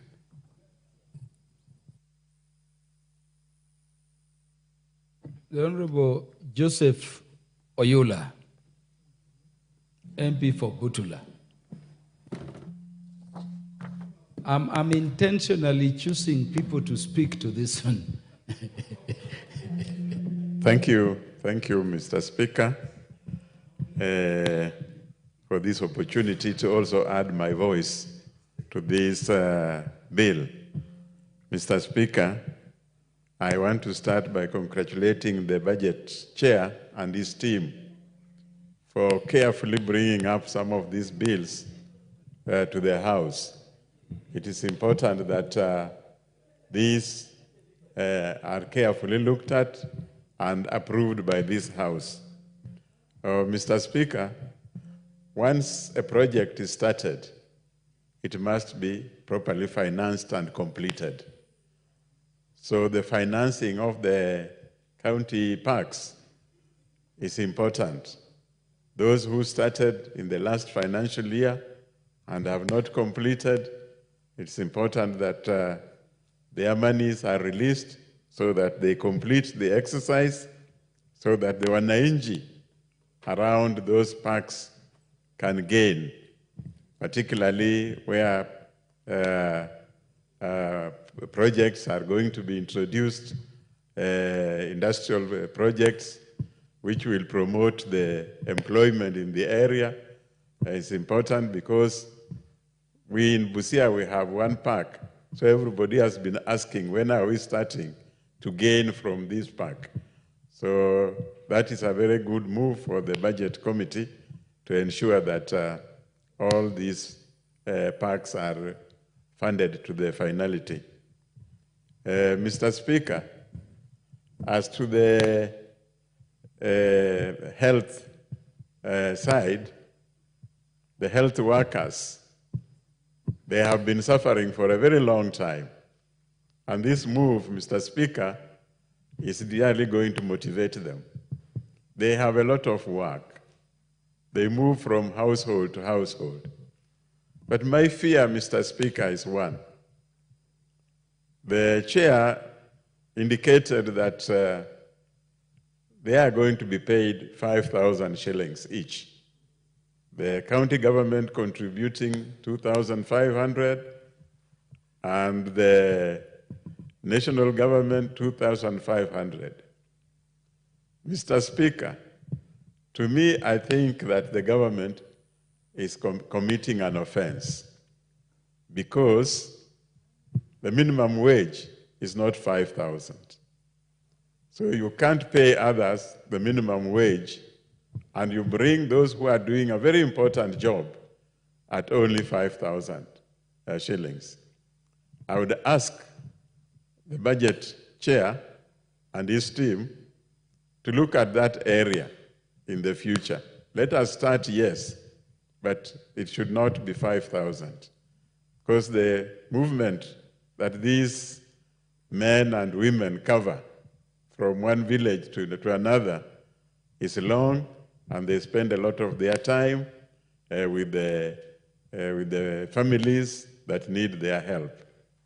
So, Mr. Speaker, I think this bill is quite in order. The grants that or the loans that we receive from the donors, those are public funds, and they must be properly accounted for and utilized for the purpose for which the money has been borrowed. Let us not redirect the money to other users. Let the money go to the place where it was intended. And particularly the county governments must make sure that they use these funds carefully, because these are funds going to them for the development purposes. As they use the initial allocation of 380 billion for other users, this is specific to projects. So a system should be established where the monies given to the county governments from the donors goes strictly for the purposes, so that we don't lose the grants or loans in the future for poor management of funds. Mr. Speaker, with those few remarks, I support this bill and ask the House to approve the bill as soon as possible. Thank you. The Member of Parliament for Baringo County, the Honorable Florence Yematia.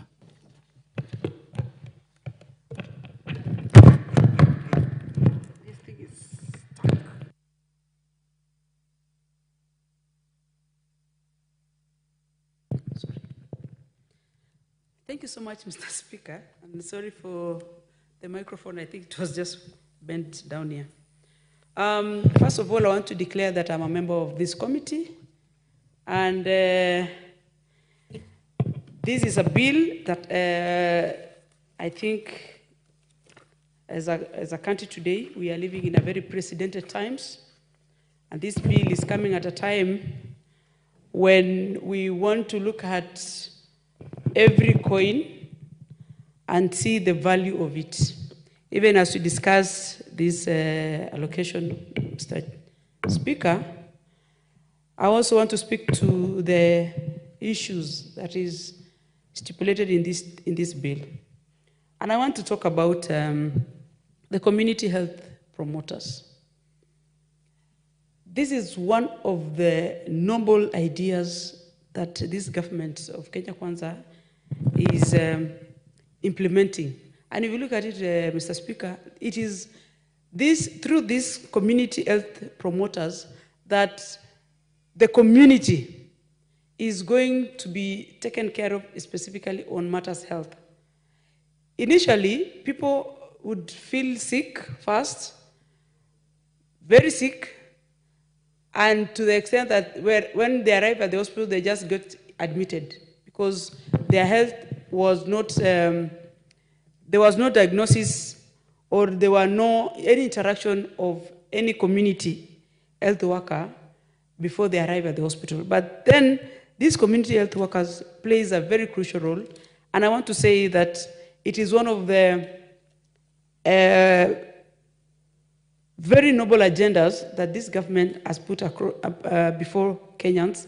And as we do this through all the 47 counties, you can see the allocation of the money that is there. The stipend of 5,000 is very minimal. That I also want to agree with the member on the floor that who speak before me that this money should be considered in the future. And I want to believe it is just as a beginning, because if you look at the numbers of these community health promoters in every county, it varies. It's because of the population in number, as much as the ratio is between the population of the county vis-a-vis the number of the promoters, the health promoters, which is a very good idea. But again, money is very scarce. Also considering the challenges that we've gone through, I also realized, Mr. Speaker, there's 18 counties that has been earmarked for the starting of the industrial parks, which is an idea that Kenya has been, if you ask me, it is actually it has been taken by time. Because at 70 million people, we want to ask ourselves every day, what do people or Kenyans do?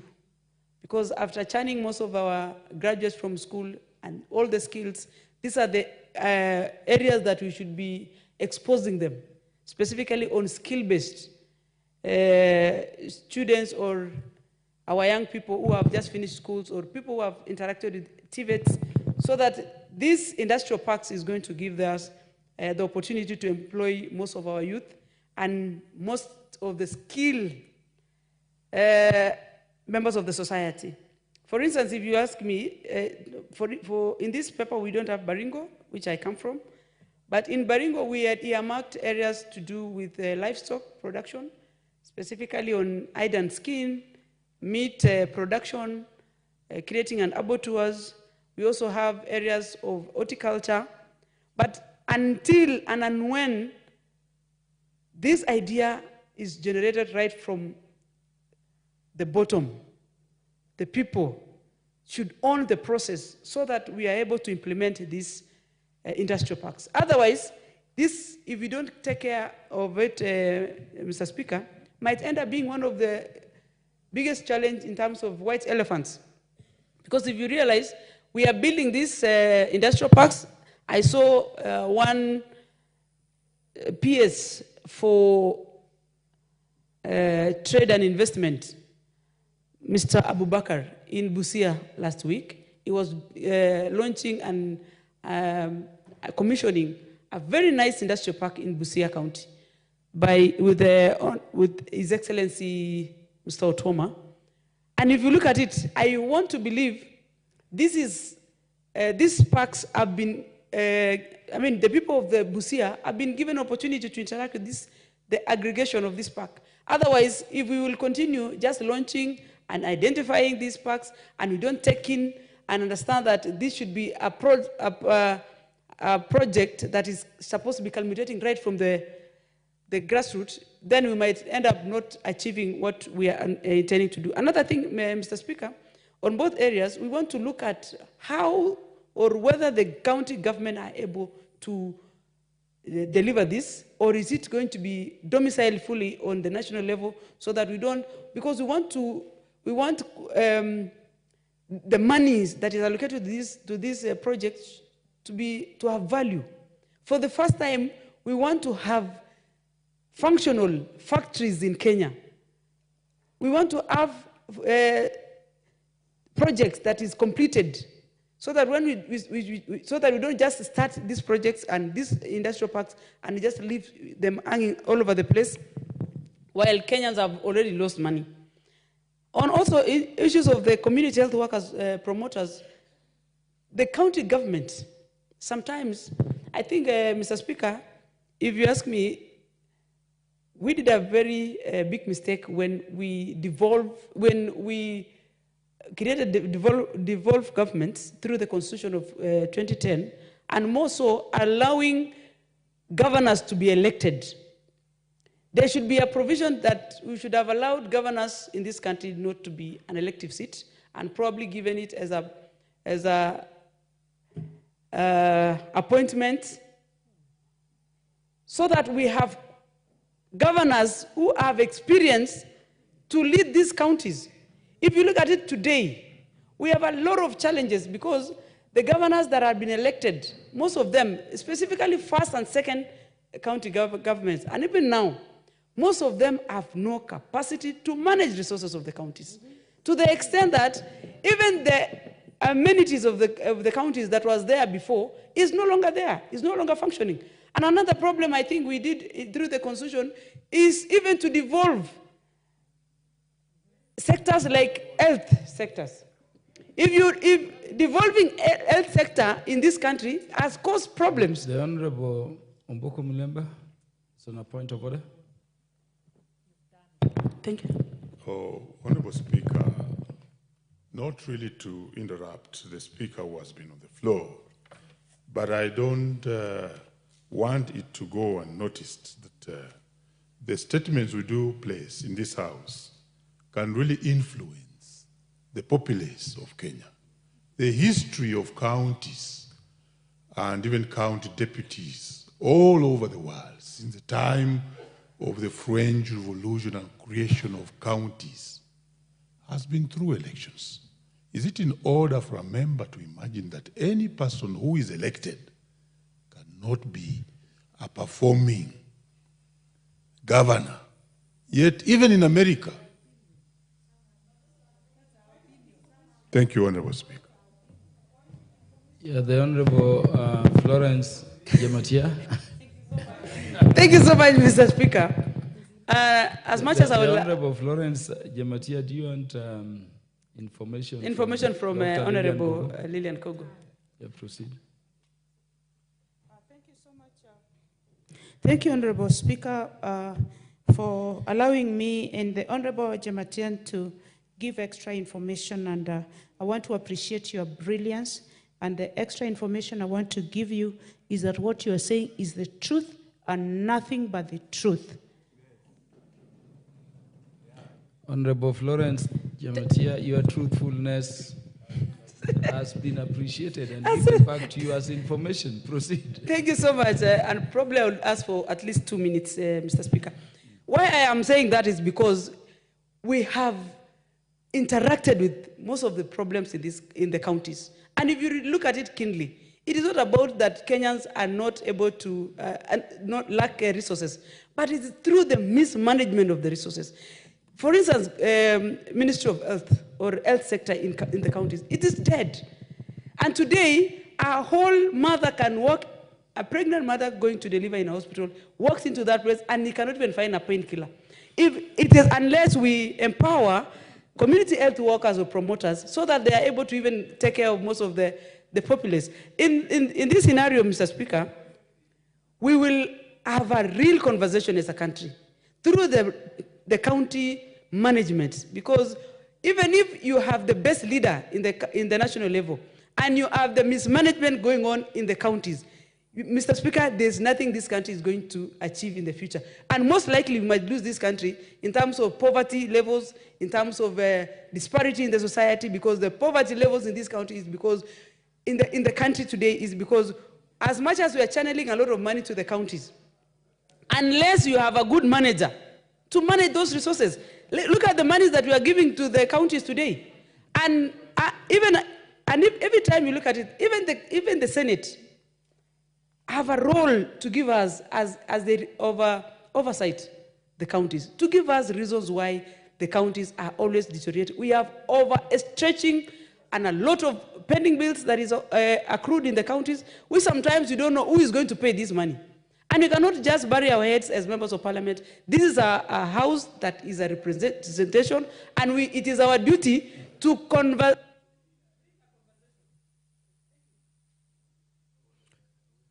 Yeah, thank you. If you're done, I want to go to the left. The Honorable Dr. Makali Mulu will be followed by the Honorable Senior Counsel Naisula Lesuda. Thank you, Honorable Speaker. Honorable Speaker, I want to thank you for giving this opportunity also to make my contribution to this important Senate bill. Honorable Speaker, this bill is focusing on additional allocations to the county governments. And the main object of the bill is to provide a framework in terms of additional allocations from proceeds of loans and grants, and the transfers from the national government. Honorable Speaker, I just want to make these opening remarks that this bill is coming at a time when we have gone through the initial budget, and we had an appropriation act, which now we have revised to come up with a supplementary appropriation act. And we are all aware that as a result of that revision, the initial allocation to counties was equitable share 400.01 billion. And as a result of the revision, or the downscaling, as a result of this finance bill 2024 being not approved, we've come down to 380 billion equitable share.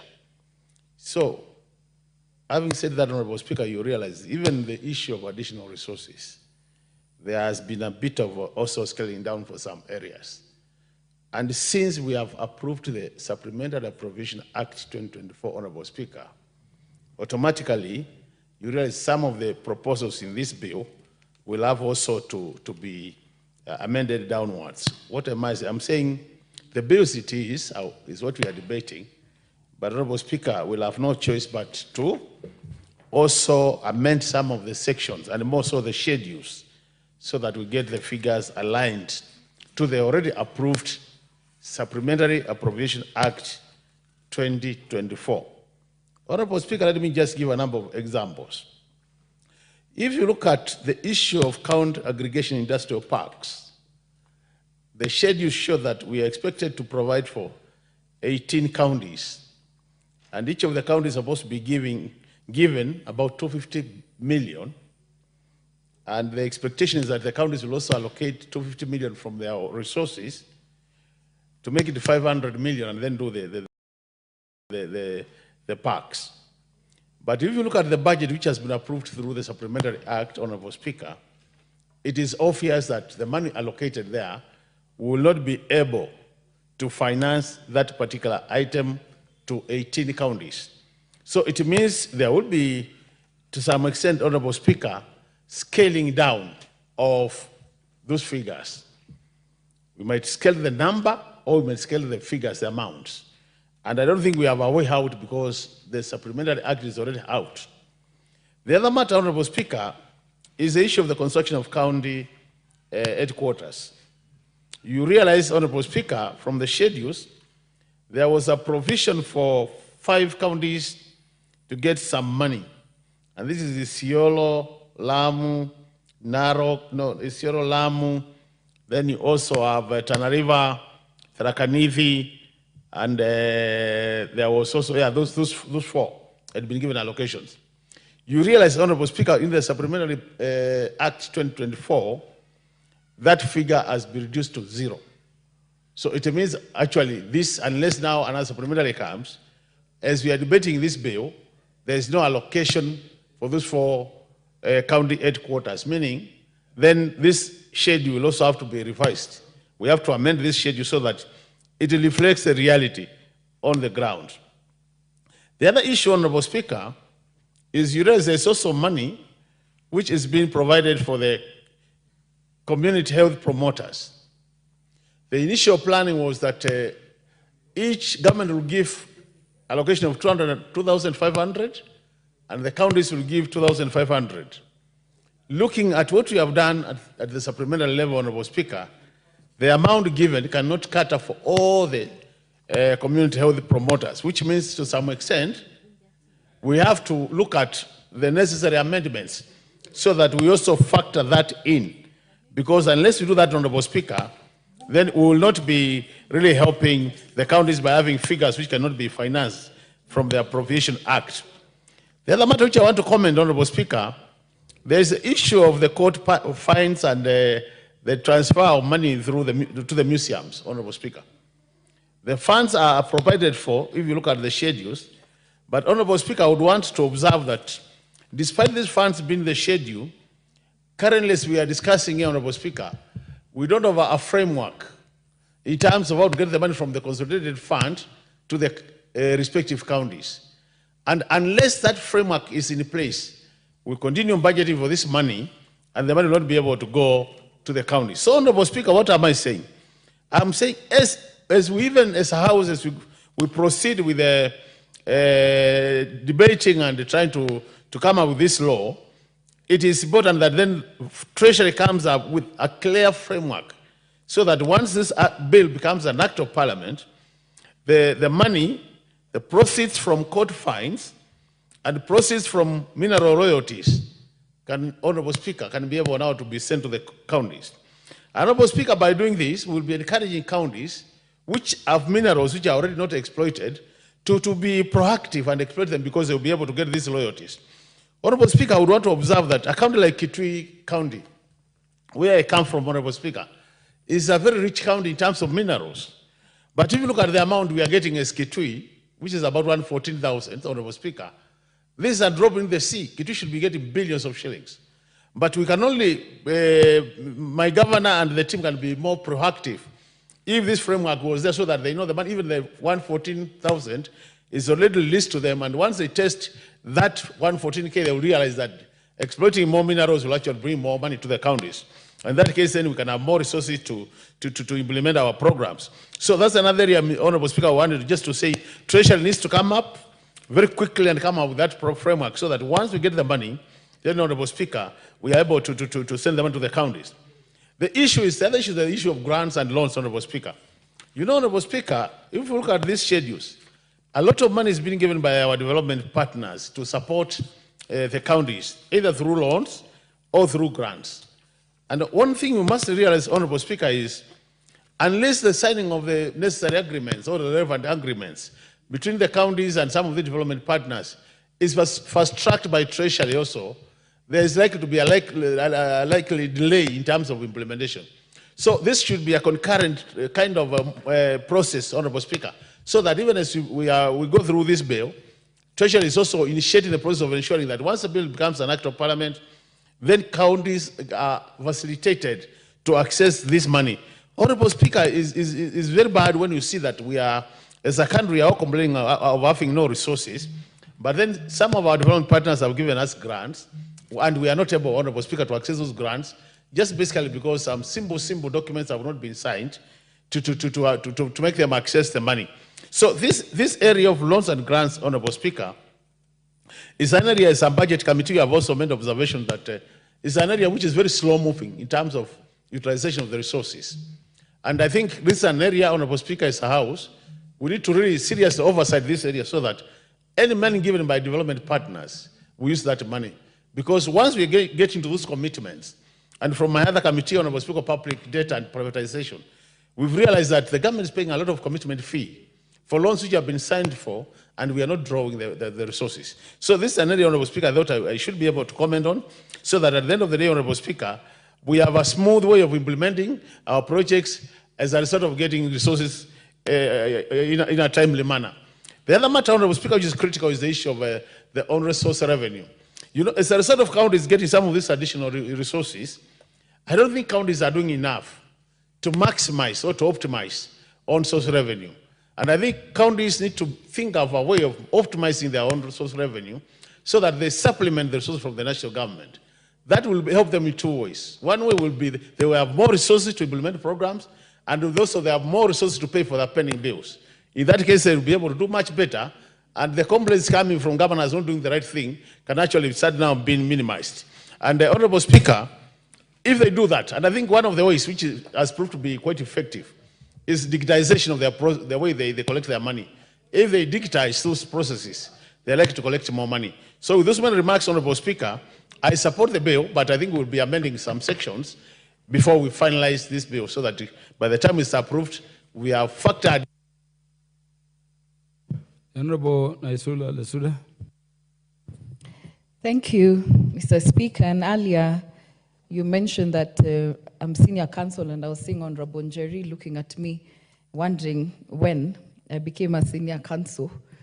The manner in which you executed your mandate in the Committee on Appointments could only measure to the standard of a senior counsel. Oh, thank you. I take that as a compliment, and maybe in the next life. But thank you very much for the compliment, Mr. Speaker. Now, I rise to support the consideration of the County Government's Additional Allocations Bill 2024, and we are debating this matter when, as a country, we have rationalized the budget that we just passed in this House the other day. And Mr. Speaker, these funds, most Kenyans don't even know about them. They only know about the shareable revenue that goes to the counties. Most Kenyans don't know that these additional funds that go to the counties from the national government and also from the donors. And so it is important that this conversation is going on in this House so that Kenyans know that there is actually extra money beyond the shareable revenue that goes to our counties, Mr. Speaker. It is also evident that when most Kenyans are not enlightened on these matters, this becomes the governor's kitty, their money, because no one knows about it. Many people just know about the shareable revenue. And so the governors then just know about these funds, and nobody really questions or looks on how the implementation of these projects are done, Mr. Speaker. It is important that as Kenyans, we know, for example, I'll pick a county like mine, Samburu County. Samburu County is receiving a total of about 500 million additional funds beyond, over and above the shareable revenue, Mr. Speaker. And this ranges from the CHPs, the matching fund that the national government is giving shilling by shilling, and then there's also the mineral royalties. I am so certain there are so many people in Samburu County who do not know that in the financial year 2023-2024, Samburu County received 900,000. Was it 900,000? That was just 900,000. But this financial year, and that is what was raised here, we're not clear of the royalties. Why in the financial year 2024-2025, Samburu County is receiving royalties of a paltry 17,000? I mean, of all the minerals in our county, why would Samburu County be receiving 17,000? Actually, it's like a joke. What will Samburu County do with 17,000 as royalties, Mr. Speaker? There is also additional now donor funding, which ranges from locusts money. And we need to know this locusts money, what it does, Mr. Speaker. You know, locusts left the country. They left the building. So we need to know what the money for locusts in Samburu County is actually doing, because we don't want any money to become someone's kitty in our counties, Mr. Speaker. There's also money to do with food resilient, devolution support, Kenya Urban Support Program. All these things, Mr. Speaker, are additional revenues to our counties. Having said that, it is important, Mr. Speaker, as a country, we have a serious conversation and we bite the bullet. If we embraced devolution, we need to look and review whether we actually devolved all the functions and whether funds followed the functions, Mr. Speaker. We cannot also have the national government deciding to be giving counties money when they feel like. If a function is devolved, let us devolve the funds fully from the national government, Mr. Speaker, because we cannot also live with this fallacy that it is only county governments where the governors are doing corruption, Mr. Speaker. It is happening also at the national government, Mr. Speaker. And so we cannot say, we cannot follow, the funds cannot follow the functions because the money will be eaten at the county. It is also being eaten at the national level, Mr. Speaker. And that is why you hear sometimes people saying, let us then devolve corruption. If it is being eaten here, the money, it is better when it is at the county, Mr. Speaker. And so as a country, we must have a conversation on whether if a function has been devolved, let us devolve all the funds. Maybe why health is not really working is because we are not giving enough resources of the functions that we have devolved, Mr. Speaker. So let us make sure that the funds follow the functions that have been devolved in our country, Mr. Speaker. The second thing that this bill takes care of is ensuring projects are completed. I like it that we have reduced the industrial parks, even though Samburu wants the industrial park, but I would rather we have 18 fully complete functional industrial parks in this country rather than small, incomplete industrial parks across the country, because we will not have value for money, Mr. Speaker. Let us finish a project and it be in use so that we can get value for money, Mr. Speaker. The other thing which is important, and we must have a conversation as a country, these issues of us killing public facilities. Mr. Speaker, what happened with the health in the health sector is that the issue of NHIF, we made sure that we have killed our public facilities so that Kenyans then can go to private facilities, and then public funds in NHIF go or find themselves in private hospitals. And so our public facilities continue to die, our public health is dead. What I am afraid of, and that is why I was raising the issue of the higher education funding model, I hope as a country we are not looking at killing our private universities as we have done our private hospitals, Mr. Speaker, our public hospitals. So that we kill the public institutions, so that children then go to private universities, and then this funding model follows the money in private universities, Mr. Speaker. We have to be serious as a country that our public institutions work so that they can serve Kenyans, because not everybody will afford the private universities. Lastly, Mr. Speaker, on this issue, because I've had debates on whether governors should be executives, should they be elected, I think that one we have crossed that bridge and we decided we want them elected.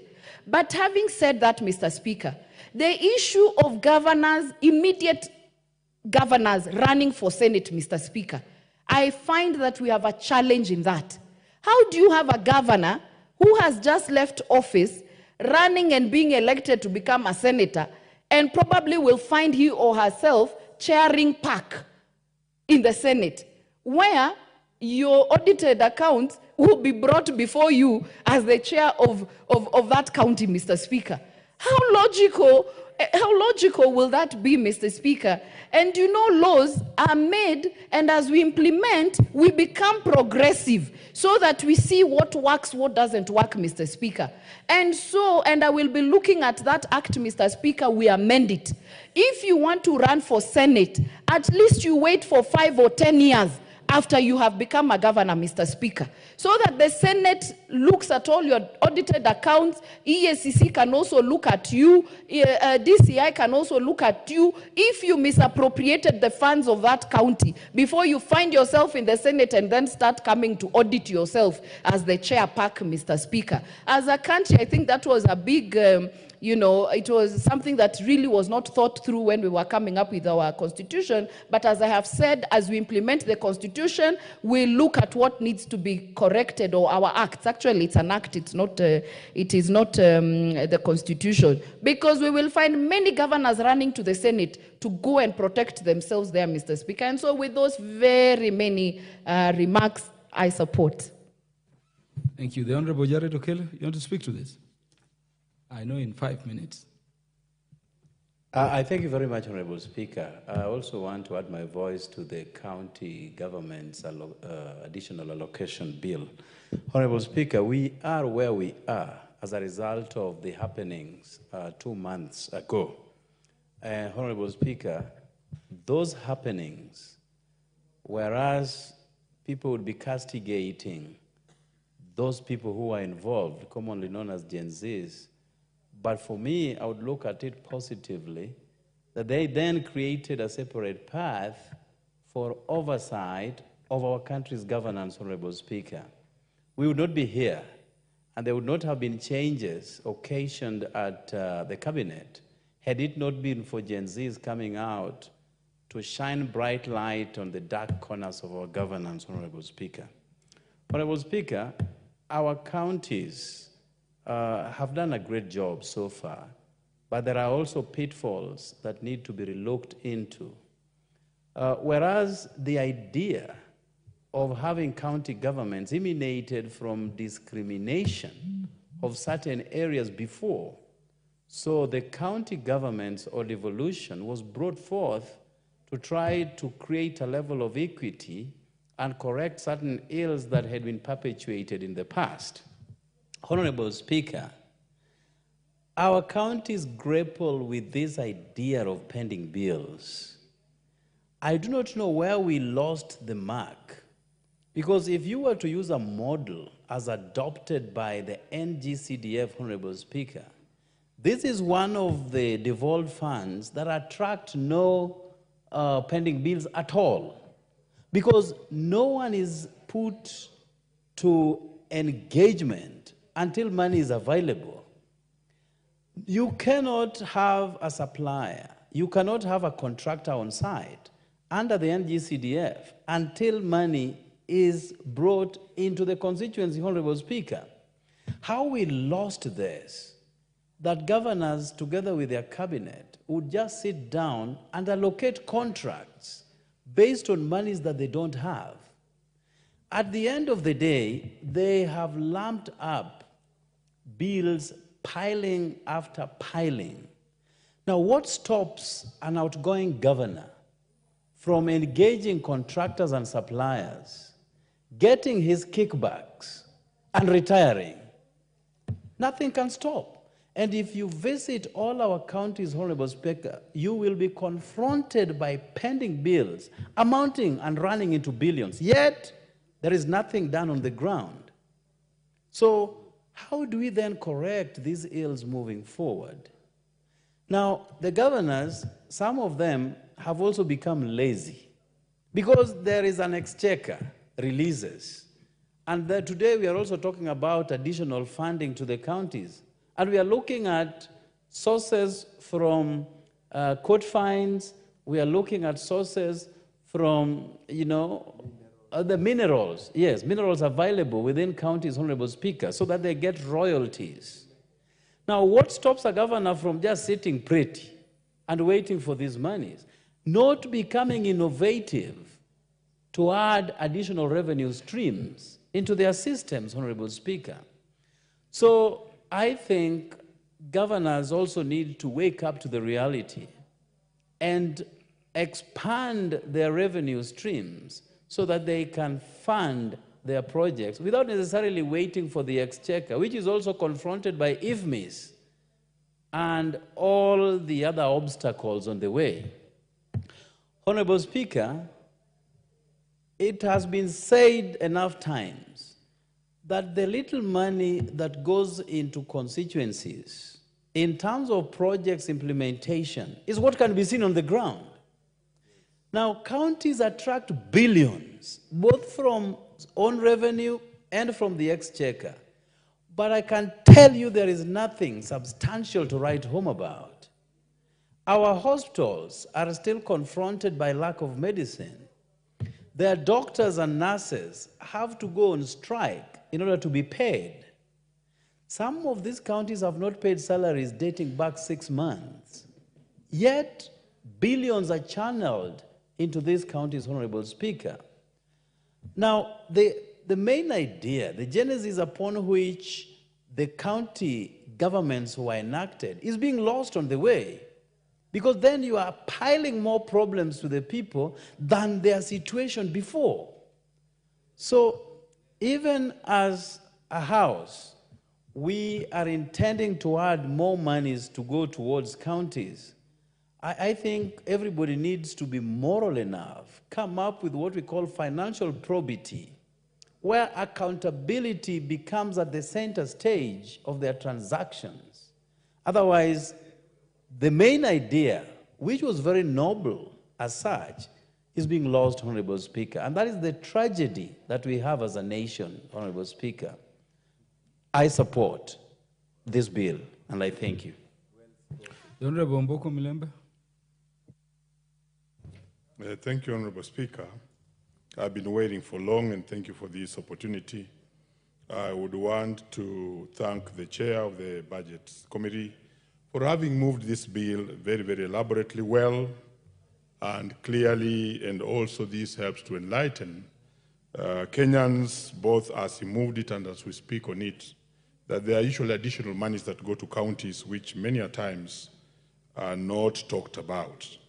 And this is the County Government Additional Allocation Bill, Senate Bill number 19 of 2024, popularly referred to as SIGA. Honorable Speaker, I will confine myself basically to the bill.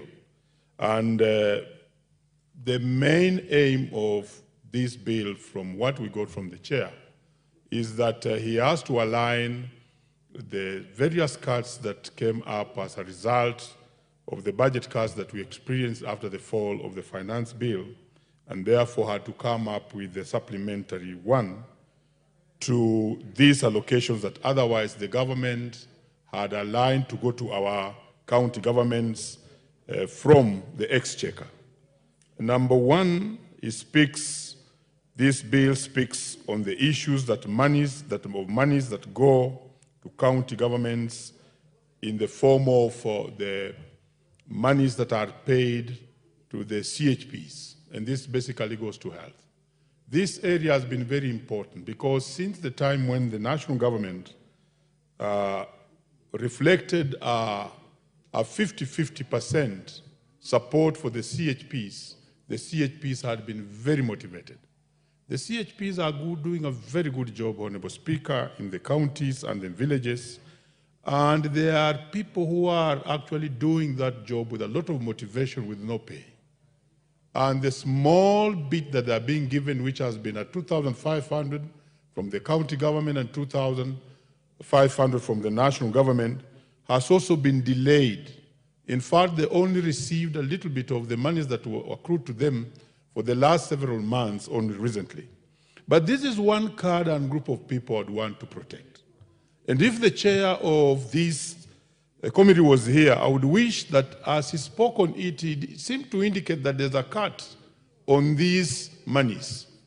I think it's an area we have to choreograph and even amend so that we retain the resources that are going to the human resource in form of the CHPs, because they are doing a lot of work on the ground currently, and if we demotivate them by cutting their budget, we would then lose the only bit we are remaining with on the ground, Honorable Speaker, because the county hospitals don't have drugs. They don't have facilities and they are not operating. So this is the human resource that is moving around the villages, trying to make sure that the health sector is operational or some form of advice is going to the local mwananchi. I would want, and I'm taking a little bit longer on this point, that the monies for CHPs be protected.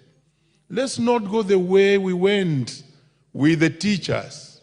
When we got the supplementary one, there was a CBA for teachers, Honorable Speaker, which had been agreed in court. Unfortunately, it was actually removed, and that's why the teachers of Kenya on 26th may not be reporting to schools. It was not necessary. And for the CHPs, leaving the teachers alone, we would also be risking getting these people off work. So there were two components. Where's the chairman? The first component was human resource. The second component was machines. My proposal is this, to this bill, that we reduce on machinery but retain the stipend for the CHPs so that they continue helping our people down there the line. The other level of that this bill talks about was the monies that go to the county governments in form of our other development partners, and which he described very well that these monies is not free money, but are loans. Did you know, Honorable Speaker, that we have been grappling with calculating the real debt that Kenya owns, because there are so many borrowings that otherwise has been done by county governments which has not been accredited to the national debt. And like Ruben Randall says, the debt that America owes Africa, we are not very sure of the calculations of how much our debt is. And I'm very happy this bill is trying to bring out it clearly that as these monies from partners go, we must look at it as loans that actually are going to the Kenyan people, is a debt which shall be paid by the entire Kenyan population. Honorable Speaker, lastly, let me indicate that the issue of royalties and court fines, I support the bill because this is money that otherwise should go to the county governments. Unfortunately, it gets up to the CFS, and once it's the CFS, it cannot go down. Because of time, let me allow other members to speak on this. I support. Thank you. The Honorable Jerry Maina. Honorable Jerry Maina, as you address this, could you also explain how court fines, because the judiciary is not devolved, would go back to the county? Thank you, Honorable Speaker. Honorable Speaker, allow me to say that the framers of the Constitution of 2010 had no intention whatsoever to devolve corruption, to devolve lack of service delivery. The intention was very pure from the onset. And what we have done with the gift that is devolution is that we have abused the same. Honorable Speaker, as I support the allocation to the counties, we must also ask ourselves, we want to see these monies translating to service delivery, translating to spurring economy at the county level, Honorable Speaker. Honorable Speaker, we have seen in the report, in the bill rather, Honorable Speaker, that county aggression parks have been allocated for. And it is the duty of this government and other successive governments to ensure that we spur manufacturing and value addition at the county level. The county governments must think the future. They must think how to collate data at the county level so that they can ensure that they match employment opportunity needs at a county level, Honorable Speaker.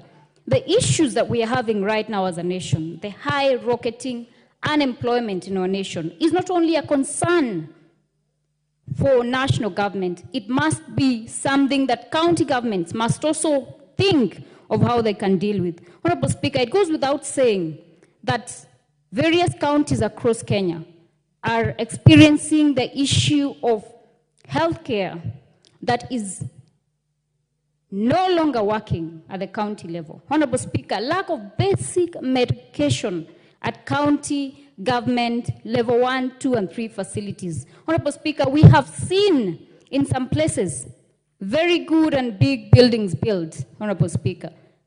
Launch and PR packaging, Honorable Speaker, where nurses come with medication and equipment, a launch is done by a county boss, and then they disappear into thin air, Honorable Speaker. We must do what is right by our people, Honorable Speaker. We must ensure that we have sorted health care for our people at the local level, Honorable Speaker. Honorable Speaker, as I speak, there are very many facilities across this country, and in specific, Kavoti Level 1 facility in Kirinyaga County, Motivi Dispensary. Honorable Speaker, as a member of Parliament, you go and your people ask you to ensure that they have medicine, and you try to walk them through that it is a county government function, Honorable Speaker. And unfortunately, enough civic education was not done for them to know the differentiation in roles and duties, Honorable Speaker. We demand, as this House, that healthcare must be sorted out, Honorable Speaker. And if the county governments can no longer manage healthcare, let it be the prerogative of the national government, Honorable Speaker, because that is a crucial and important matter, Honorable Speaker. Honorable Speaker, you've also requested that I address the issue of the judiciary allocation at the county, to the county government, Honorable Speaker. And I believe that I heard right. The chair said that these are only emanating from fines that are confined within breach of county laws, Honorable Speaker.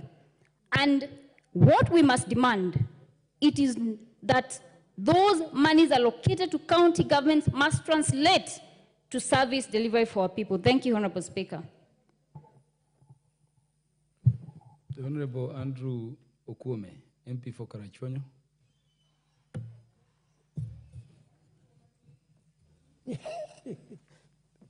Thank you, Mr. Speaker, for giving me the opportunity. Now, one question I ask myself, and maybe Mr. Speaker would ask, is that why was devolution created? Have we really gone anywhere with devolution, or has it been a negativity? Mr. Speaker, we have spent a lot of money on devolution, but the result is very minimal. I know my colleagues have mentioned, and it is true, that the impact that devolution has created is not commensurate with the money that has been spent on them. 380 billion shareable revenue is going to them. That money is not a small amount, it is quite huge. And then, as we discussed today, we want to give them additional allocation. Allocation to cover various items which I hope can spur development in this country. I have in mind, in particular, the industrial park. The potential in industrial park can create a big difference and a large number of youth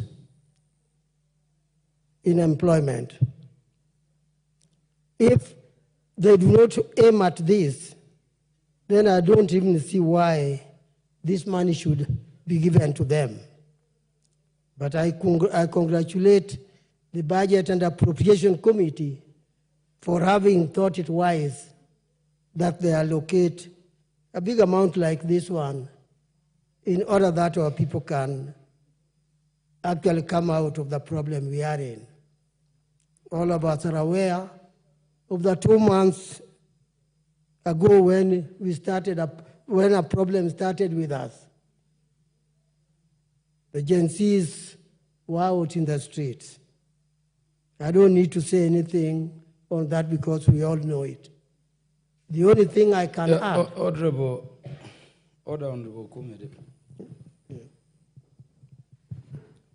Let me register my appreciation to all of you for having been in the House up to this late. The Honorable John Waluke, the Honorable John Kiragu, the Honorable Beatrice Kemei, the Honorable Dr. Lillian Gogo, the Honorable Samson Chimba, I see Honorable Dorothy Kiara, and the great MPs, I'm seeing Honorable Kirima, and the Honorable Charity Katambi.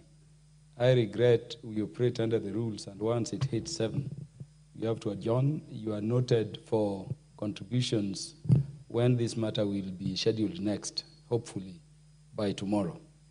Honorable Andrew Okume Adepo, you'll have 7 more minutes to contribute, and you'll be the first when it is called to continue. Honorable members, the time being 7:02 p.m., this House stands adjourned until Wednesday, 14th August 2024 at 9:30 a.m.